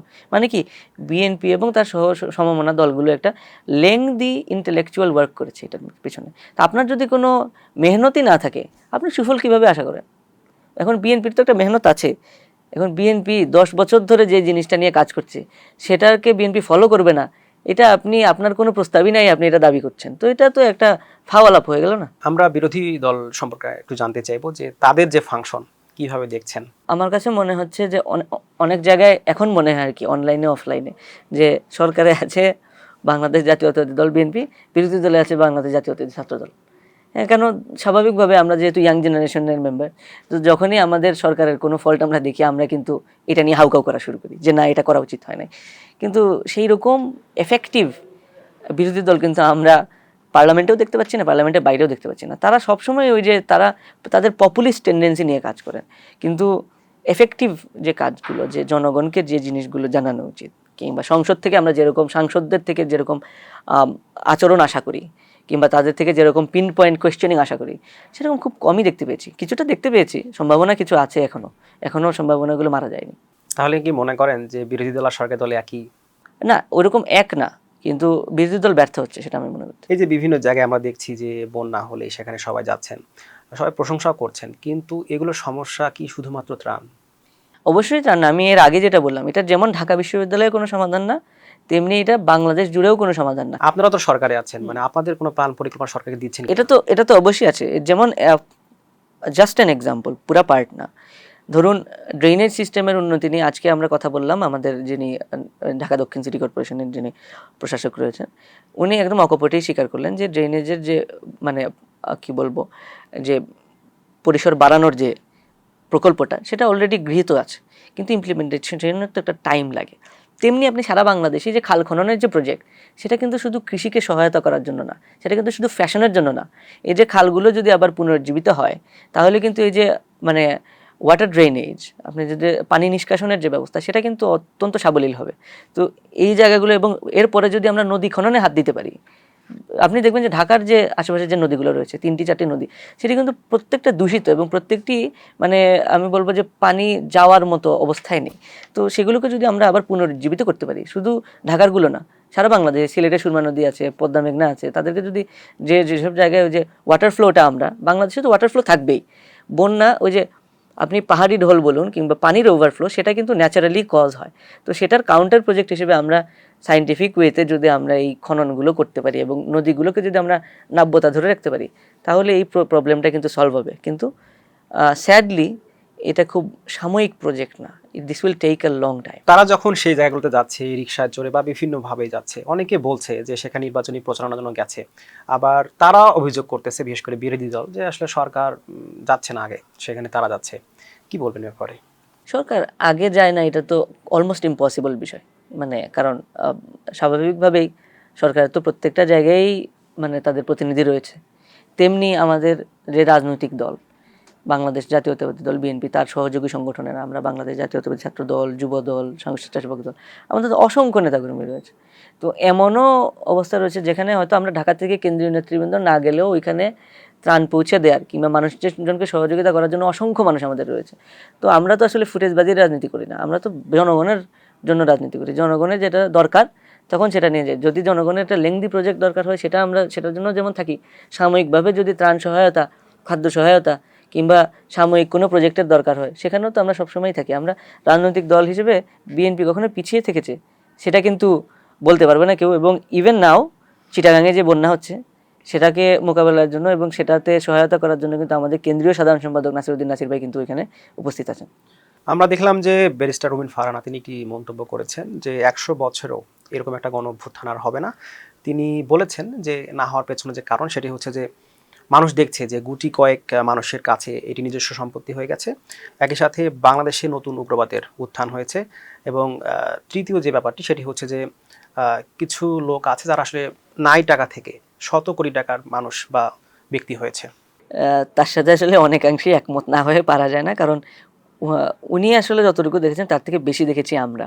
কারণ এই যে গণ অভ্যুত্থান বলেন এটা তো আমাদের চোখের সামনে ঘটা, এর আন্দোলনগুলো আমাদের চোখের সামনে ঘটা এবং যারা এই যে আঙ্গুল ফুলে কলা গাছ হয়েছেন তারাও আমাদের চোখের সামনেই বড় হয়েছেন, আমাদের চোখের সামনে ঢাকা বিশ্ববিদ্যালয়েই পড়েছেন, অন্যান্য বিশ্ববিদ্যালয়েও পড়েছেন এবং আমাদের চোখের সামনে তারা এই 2টা বছরও কাটিয়েছেন। কিভাবে কাটিয়েছেন, কতটুকু লাভবান হয়েছেন সেটা আসলে মানে আমাদের সবারই চোখের সামনে, সেটা আলাদা করে কিছু বলার নাই। তবে ওনার সাথে যে জায়গায় একমত হতে পারি না সেটা হলো 2টা জায়গায়। একটা হলো কোনো অভ্যুত্থান কিংবা আন্দোলন একটার সাথে আরেকটা আসলে মিল হয় না। আপনি 90-এর সাথে 24 মিলাতে পারবেন না, সেটার সাথে 71 মিলাতে পারবেন না। প্রেক্ষাপট ভিন্ন হয়, আন্দোলনের ধরন ভিন্ন হয় এবং সেটা ভিন্ন হয় কারণ নেসেসিটি ভিন্ন হয়। আপনার প্রয়োজনীয়তা যদি ভিন্ন হয় তাহলে তো সেটার কার্যক্রমও সেটার অনুযায়ী যে কাজ করা হয় সেটাও ভিন্ন হবে। আবার আরেকটা জায়গায়ও মিলে মানে আমি দ্বিমত করব, সেটা হলো বাংলাদেশে বড় ধরনের আন্দোলন ঘটতে আসলে খুব বেশি সময় লাগে না। আপনি 90 থেকে 24 যদি ধরেন 34 বছর, তার আগে যদি এর আগে ধরেন 75-71-এর যে সব অভ্যুত্থান আন্দোলনগুলো করেছে তারা তো আরও কম স্পেস অফ টাইমে, 52 দেখেন আপনি, 71 থেকে তো 19 বছরের তফাৎ, তো খুব বেশি সময় লাগে না, তবে একটা জেনারেশন পাস হইতে হয়। উনি আরেকটি বিষয় বলেছেন যে এই আন্দোলনের মধ্য দিয়ে বাংলাদেশে উগ্রবাদীদের একটা উত্থান হয়েছে। তো আমরা তো দেখেছি যে দীর্ঘ 17 বছর আপনারা যখন আন্দোলনে ছিলেন আপনাদের আন্দোলনকে বিভিন্নভাবে ট্যাগিং দেওয়া হয়েছে, যে উগ্রবাদের আন্দোলন, সন্ত্রাসেরা, এভাবে দেওয়া হয়েছে। তো এই যে উগ্রবাদের উত্থান, এই কথার মধ্য দিয়ে কি তিনি নিজেকে একপেশে করে ফেলেন কিনা, যে তিনি আসলে ওই ঘটনার, অনেকে যেমনটা বলছেন তিনি হয়তো বামপন্থী মানুষ, এই জন্যই তিনি এটি বলেছেন, কি বলবেন? আমার কাছে জিনিসটা এত সহজ সরল মনে হয় না। এখানে বিভিন্ন প্রেক্ষাপট আপনার নজরে থাকা উচিত এবং রাজনীতি সচেতন মানুষের আসলে সব কিছু বিষয়ে, সব তথ্যের বিষয়ে ওয়াকিবহাল থাকা উচিত। আপনি এখন যদি বলেন যে উগ্রবাদের একদমই উত্থান হয়নি, সেটা কি সত্য হবে? সেটা সত্য হবে না। কোন প্রশ্নে আমি বলি, জঙ্গিবাদের আপনি কোনটাকে উগ্রবাদ বলবেন? হ্যাঁ, আপনি কোনটাকে উগ্রবাদ বলবেন সেটা তো আপনার অবশ্যই ইটস ইয়োর চয়েস, বাট একদমই যে হয়নি সেটা তো আপনি বলতে পারবেন না। কারণ উগ্রপন্থীদের বিভিন্ন ধরনের অ্যাক্টিভিটি আমরা দেখতে পেয়েছি। মাজার ভাঙা হয়েছে, বাউল শিল্পীদেরকে চুল কেটে দেওয়া হচ্ছে, নারীদেরকে বিভিন্ন এমনভাবে মানে হামলা তো হয়ই সবসময় নারীদের উপরে, এমনভাবে হামলা দেওয়া হচ্ছে এবং এমনভাবে ওই নারীদেরকে ট্যাগিং করা হচ্ছে যেটা একটা মানে উগ্রপন্থারই পরিচায়ক আমি বলবো। তো একই সাথে একটা ইম্পর্টেন্ট তথ্য আমি এখানে বলতে চাই, যেটা হলো অভ্যুত্থান চলাকালে অনেক কয়েদি কিন্তু পালিয়েছে জেল ছেড়ে। তো সেখানে জঙ্গিবাদের দায়ে যারা এই বন্দী ছিল সেই বন্দী মানুষদের মধ্যে বিশাল সংখ্যক বন্দী কিন্তু পালিয়েছে। এদের মানে কিছু সংখ্যক হয়তো দে ওয়ার ইনোসেন্ট, বাট সবাই কি ইনোসেন্ট কিংবা সবাই কি হার্মলেস তা তো নয়। এখন আমরা জানি যে বিগত যে বিএনপি সরকার ছিল 2001 থেকে 2006, সেই সময় কিন্তু বিএনপি সরকারের আমলে জঙ্গিবাদের উত্থান ঘটানো হলো বিএনপি সরকারকে ডিস্টেবিলাইজ করার জন্য, উল্টো ব্লেম দেওয়া হয়েছে বিএনপি সরকারকে। তো সেই ধরনের স্ট্র্যাটেজিও কিন্তু বিএনপি সরকারের বিরুদ্ধে করা হয়েছে এবং সেটাতেও কিন্তু বিভিন্ন ধরনের দেশি বিদেশি শক্তি জড়িত ছিল। তো এখানে যে শুধু এই যে সহজ সরল জঙ্গিবাদের বিরুদ্ধে যারা কথা বলে তারাই একটা দেশের এজেন্ট, জঙ্গিবাদের পক্ষে যারা বলে তারা অন্য দেশের এজেন্ট, বিষয়টা এমন না। এই যে উগ্রবাদ, এর সাথে কি কোনো রাজনৈতিক দলের সম্পর্ক আছে কি মনে করেন? রাজনৈতিক দলের সম্পৃক্ততা থাকার সম্ভাবনা আমি আসলে কম পাই, কারণ আপনি যদি ওপেনলি পলিটিক্যাল অ্যাক্টিভিজম করেন তাহলে আসলে আপনার ওইরকম রাষ্ট্রবিরোধী কাজ করার সুযোগ থাকে না। আপনি বাংলাদেশকে স্বীকার করেই তো রাজনীতি করতে হবে, আদারওয়াইজ তো আপনার রাজনীতি করার কোনো স্পেস নেই। আমরা দেখলাম যে সাম্প্রতিক সময়ে অর্থমন্ত্রী তিনি সংসদে একটি তথ্য দিয়েছেন যে ফ্যাসিস্ট শেখ হাসিনা 1 বছরে 35 কোটি টাকা তার খাওয়া খরচ হয়েছে, কি বলবেন? অ্যাপলিং সব সময়কার মানে শেখ হাসিনার সাথে সম্পৃক্ত সকল স্ট্যাটিস্টিক্সের মতো এটাও মানে কি বলবো, এমনি কোনো মানে মুখের ভাষা হারিয়ে যায় এসব শুনলে। মানে মানুষ এত বড় চোর কি করে হয় আর এত বড় রাক্ষসও বা কি করে হয়, এটা মানে অভাবনীয়। একটা মানুষ মানে এটা তো অবশ্যই সে খায় নাই। আপনি যদি একটা জায়গায় এই যে আপনি তথ্য দিলেন এটার ভিত্তি করে একটা ফেসবুক পোস্ট আমি দেখতে পেলাম, সেখানে বলেছে যে সেকেন্ডে 11 টাকা খেয়েছে। তো এটা কি সম্ভব? আমি কি চাইলে 11 টাকার জিনিস সেকেন্ডে খাইতে পারবো? তা তো পারবো না। অবশ্যই এটাকে কেন্দ্র করেও জোচ্চুরি হয়েছে। মানে এই দেশটাকে আসলে মানে শুষে নেওয়া হয়েছে বিগত 17 বছরে। যে এই দেশটার যে যত প্রোডাক্টিভিটি ছিল সেটাকে দরকার হলে বন্ধ করে দিয়ে এই দেশটাকে যতভাবে অর্থ সাইফন করা যায় এবং যতভাবে সেটাকে স্টোর করা যায় সেটা স্টোর করা হয়েছে। বর্তমান সরকার বলুন আর আমাদের বাংলাদেশপন্থী যারা মানুষ বলুন, আমাদের জন্য একটা বিশাল বড় চ্যালেঞ্জ হলো যে এই যে স্টোর করা যে মানি আছে, যে ফিনান্সিয়াল ক্যাপাসিটি একটা একটা এক গোষ্ঠী মানুষের, তারা আসলে বাংলাদেশে সামনের দিনে কি করতে চাইবে এবং বাংলাদেশের রাজনীতিটাকে তারা কিভাবে ডিস্টেবিলাইজ করতে চাইবে এবং এই অর্থটাকে তারা কোন খারাপ কাজে ব্যবহার করবে, সেই একটা আশঙ্কা কিন্তু সবসময় রাজনীতি সচেতন মানুষের থাকবে। এবং আমরা দেখছি তো মধ্যেই সামাজিক মাধ্যম থেকে শুরু করে মিডিয়াতে কিন্তু বিভিন্ন বয়ান সৃষ্টি করা হচ্ছে। অনেকে বলছেন যে এই বয়ান সৃষ্টির পেছনে, সাংবাদিকদের পেছনে এই অর্থগুলো ব্যয় হচ্ছে, এ ব্যাপারে কি বলবেন? এটা আসলে কি বলবো, এই যে গণতান্ত্রিক রাষ্ট্র হিসেবে, পুঁজিবাদী রাষ্ট্র হিসেবে বাংলাদেশের রাজনীতি বলুন কিংবা কর্পোরেট সেক্টর বলুন, আপনাদের মিডিয়া সেক্টর বলুন, প্রত্যেকটা জায়গায় কিন্তু অর্থের প্রভাব অনেক বেশি। এবং বাংলাদেশের মতো একটা ছোট দেশ, অর্থনৈতিকভাবে অনেকটা দুর্বল দেশ, সেসব দেশে, এরকম দেশে কিন্তু আসলে ওই যে অর্থের প্রভাবটা বিশাল। তো এটা আসলে সবসময় থাকবে। ওই যে আগে বললাম, এই আশঙ্কাটাও আমাদের মধ্যে সবসময় থাকবে যে ওই যে অর্থগুলো নেওয়া হয়েছে কোনো না কোনো জায়গায় তো এটা আছে, তো সেই অর্থগুলো আসলে কি কোথায় যে ব্যয় করা হবে, তো সেটা আসলে দেশের কল্যাণের জন্য হবে বলে মনে হয় না। কারণ এই অর্থগুলো যারা নিয়েছে, যারা স্টোর করেছে, তারা তো দেশের কল্যাণের জন্য নেয়নি। তারা হয় নিয়েছে ব্যক্তি স্বার্থে, অথবা নিয়েছে দেশের বিরুদ্ধে কিংবা তাদের যে ফ্যাসিবাদী যে আকাঙ্ক্ষা সেটাকে পরিপূর্ণ করার জন্য। তো সেটা নিয়ে আসলে একটা আপাতত মানে মনে মনে ভয় পাওয়া ছাড়া তো আসলে কোনো কিছু করার নেই, অনেক জায়গায় হাতও বাঁধা। টকশোগুলোতে আমরা দেখতে পাই বিভিন্ন সময় বিএনপির এমপি অথবা নেতারা বিভিন্ন কথা বলেন, যেগুলো পরবর্তীতে অনেক সময় সমালোচিত হন, বিশেষ করে গণঅভ্যুত্থান কেন্দ্রিক। একজন তরুণ ছাত্র নেতা হিসাবে এই বিষয়টা আপনি কিভাবে দেখেন? আম, এই বিষয়টাকে আমি আসলে খুব একটা অস্বাভাবিক হিসেবে দেখি না। কারণ প্রথমত আমরা গণতান্ত্রিক রাজনৈতিক দলের একটা সহযোগী সংগঠন, আমরাও গণতান্ত্রিক ছাত্র সংগঠন। গণতন্ত্রে মত দ্বিমত থাকবে, আপনার এক কথা থাকবে, আমার একটা কথা থাকবে, সেটা নিয়ে আবার তৃতীয় পক্ষের অন্য একটি কথা থাকবে। তো কথার পিঠে কথা থাকাটা গণতন্ত্রের খুবই স্বাভাবিক একটা বিষয়।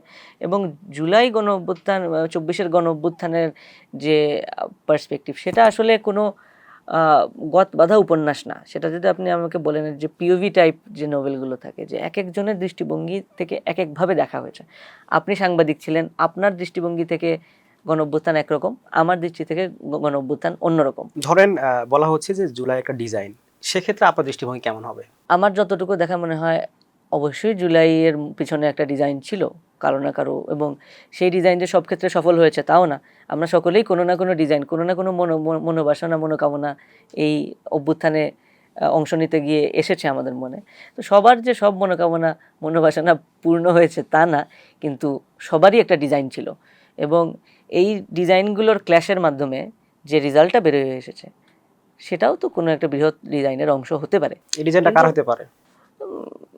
মানে মানে আমি একটা মাঠের রাজনীতিবিদ, সেটা আন্দাজ করা আমার জন্য একটা কঠিন। আমার নিজের যে ডিজাইন ছিল সেটাও তো শতভাগ সফল হয়নি। আপনি যদি বলেন জুলাই গণঅভ্যুত্থানের মাধ্যমে আমাদের যে আকাঙ্ক্ষা ছিল, কিংবা আমাদের আমাদের আমরা তো বলি যে আন্দোলনটা তো শুরু করেছি আমরা ঢাকা বিশ্ববিদ্যালয় থেকে।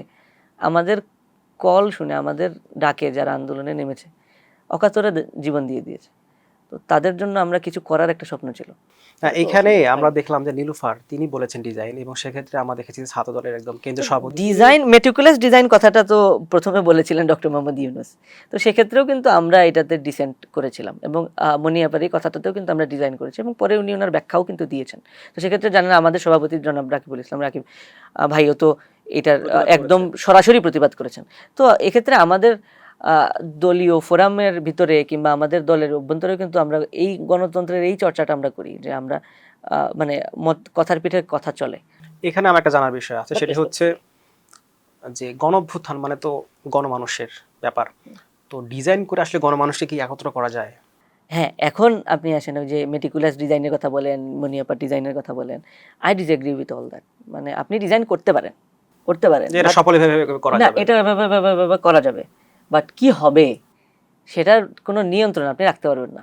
কারণ এটা মানে ইট ইজ লাইক একটা সমুদ্রে যে স্রোত, কোন দিকে যাবে আপনি হয়তো একটা প্রেডিকশন করতে পারেন, কিন্তু কোন দিকে যাবে আলটিমেটলি রিয়ালিটিতে কি হবে এটার কোনো প্রেডিকশন আপনি করতে পারেন না। আমরা প্রায়শই শুনতে পাই যে শেখ হাসিনা দেশে ফিরছেন, যদি শেখ হাসিনা দেশে ফিরেন তাহলে আপনারা কি করবেন?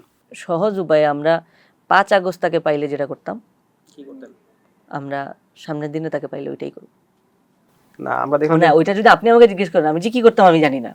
মানে ওই সময় যে ফিলিং ছিল যে এটা পাইলে যে কি করবো ওইটা আমি জানি না। তো এরকম ফিলিং এখনো আমাদের মধ্যে আছে। অনেকে বলে যে শ্রীলঙ্কার মতো অবস্থা হয়তো। শ্রীলঙ্কায়ও তো হেলিকপ্টার দিয়ে পালিয়ে গিয়েছে। না, দেখলাম যে শ্রীলঙ্কাতে এরকম মানে কাপড় চোপড় ছিল না এরকম। ওইটা তো আমাদের দেশে হইছে, আমাদের দেশে যে হয় নাই তা না। বাট আপনি যদি ওইটা জিজ্ঞেস করেন যে কি করব, আমার ফিলিং নরম হয় নাই। এখন যদি দেশে আসে মানে এটা কি সম্ভব? অসম্ভব। এবং দেশে যদি আসেও, ওই যে বললাম আমার যেহেতু ফিলিং নরম হয় নাই, দেয়ার আর ক্রোডস অফ পিপল যাদের ফিলিং নরম হয়নি। তার এই বক্তব্যকে আপনি কিভাবে দেখেন? অনেকে বলছে এটি শুধুমাত্র তার নিজের দলের যে নেতাকর্মীরা আছে, সাধারণ নেতাকর্মী, তাদেরকে উস্কে দেওয়ার জন্য তিনি বলেছেন। হ্যাঁ, এটা পলিটিক্যাল স্কিম হইতে পারে তার। সে তো বিভিন্ন ধরনের নাটকিপনা করে, মানে সহজ বাংলায় বললে যে নাটকিবাজি তার একটা হইলো সারা জীবনেরই তার এটা। এবং সে দ্রুত যখন সে মহিলা। কান্না করার কথা, মেট্রো রেলের সামনে গিয়ে মানে কান্নাকাটি করে দিবে, মানে এটা অসম্ভব বিষয় ভাই। তো এটা সে করতেই পারে, মানে নাটকীপনা করতে পারে, কিন্তু বাংলাদেশের মোটা দাগে বাংলাদেশের জনগণ, বিশেষত আমাদের ছাত্র সমাজের যে তার প্রতি যে ফিলিং, সেটা একটুও নরম হয়নি, সেটা আপনাকে আমি গ্যারান্টি দিয়ে বলতে পারি। ধরেন যে শেখ হাসিনা আসলো এবং কোনোভাবে কারাগারে গেছে, বিএনপি সরকার ফাঁসির যে দণ্ড সেখান থেকে সরিয়ে যাবজ্জীবন কারাদণ্ড বা অন্য কিছু দিয়েছে, মানে এটা তো এটা কি সরকার দিতে বিএনপি পারবে করতে না, পারবে? এটা তো আদালত দেয়, এটা সরকারের তো কোনো। না, আমরা তো এর আগে দেখেছি অনেক সরকারের সময় নেগোসিয়েশন হয়েছে সরকারের সাথে, এবং সেভাবে পরবর্তীতে সেগুলো ফয়সালা হয়েছে। এক্সিকিউটিভ পাওয়ার সরকারের একটা থাকে, বাট আমি দেখি না, আমি বিএনপি সরকারের কোনো কারণ নাই তার সাথে কোনো নেগোসিয়েশনে যাওয়া। বিএনপি সরকার তার সাথে কোনো নেগোসিয়েশন আগেও করেনি, করে মানে এরকম যদি নেগোসিয়েশন করতো তাহলে কিন্তু এই 24-এর যে ডামি নির্বাচন সেটাও কিন্তু আওয়ামী লীগের করতে হইতো না। বিএনপি কিন্তু নির্বাচনে যায়নি, আপনারা জানেন যে শক্ত অবস্থান থেকে। তো আগেই যখন যায়নি, এখন তো বিএনপি সরকারে, বিএনপি কেন এই যে হাজার শহীদের যে ঋণ সেটা শোধ করবে না? There is not a single reason. সবশেষ জানতে চাই, এখন আপনাদের ছাত্র দলে যারা আছেন তাদের প্ল্যান পরিকল্পনা কি? আমাদের প্ল্যান পরিকল্পনা খুবই সিম্পল। আমাদের যে সহযোগী সংগঠন, আমাদের যে আগে ভারপ্রাপ্ত চেয়ারম্যান ছিলেন, এখন চেয়ারম্যান, এবং আমাদের সাংগঠনিক অভিভাবক জনাব তারেক রহমান রাষ্ট্র পরিচালনার দায়িত্ব পেয়েছেন। আমাদের কাজ হবে তাকে এটাতে সর্বোচ্চ পরিমাণ সহযোগিতা করা, আপাতত এই 5 বছর। এবং এই 5 বছরের পরে আমরা আশা করব যাতে আরেকটা সুষ্ঠু নির্বাচন হয়, একটা নিরপেক্ষ সরকারের অধীনে আমাদের দল যেভাবে মানে যেভাবে এগিয়ে নিয়ে যাচ্ছে সেভাবে নির্বাচন হয়ে আমরা আমাদের দলকে আবারও ক্ষমতায় আনতে চাই, এবং আবারও এই যে সরকার পরিচালনার দায়িত্ব নিয়ে আমরা জনগণের সেবা করতে চাই। এবং একই সাথে আমাদের যে সাংগঠনিক এইম, সেটা হলো অবশ্যই আমাদের এই যে গণ-অভ্যুত্থান এবং ফ্যাসিবাদ বিরোধী দীর্ঘ আন্দোলনে আমাদের কিছু ভিশন ছিল, মানে শিক্ষার্থীদের নিয়ে এবং বাংলাদেশের শিক্ষা ব্যবস্থা নিয়ে। সেই শিক্ষা ব্যবস্থা নিয়ে আমাদের ভিশন, এবং শিক্ষার্থীদের নিয়ে আমাদের যে ভিশন, এবং আমাদের স্টুডেন্ট পলিটিক্স নিয়ে যে ভিশন বাংলাদেশ জাতীয়তাবাদী ছাত্র দলের রয়েছে, সেটাকে আমরা ইমপ্লিমেন্ট করার জন্য এই 5 বছরে আমরা এই বেসটা গড়ে ফেলতে চাই, যে এই ধরনের অ্যাক্টিভিস্ট আমাদের দরকার, এই ধরনের কাজ আমরা করব, সেটা যাতে এখনকার থেকে আমরা আরও তো 4 বছর রয়েছে, 4 বছর পরে যাতে আপনার সামনে এবং জনগণের সামনে আরও বেশি স্পষ্টতর হয়। আপনাকে মিরর ক্যাফেতে সময় দেওয়ার জন্য অসংখ্য ধন্যবাদ। আপনাদেরকেও ধন্যবাদ। দর্শক, আমরা শুনছিলাম জুলাইয়ের সেই দিনগুলোর গল্প, সেই সাথে সমসাময়িক বিষয় নিয়ে কথা। আবারও আগামী কোনো পর্বে দেখা হবে, সেই পর্যন্ত ভালো থাকুন, সুস্থ থাকুন, ধন্যবাদ।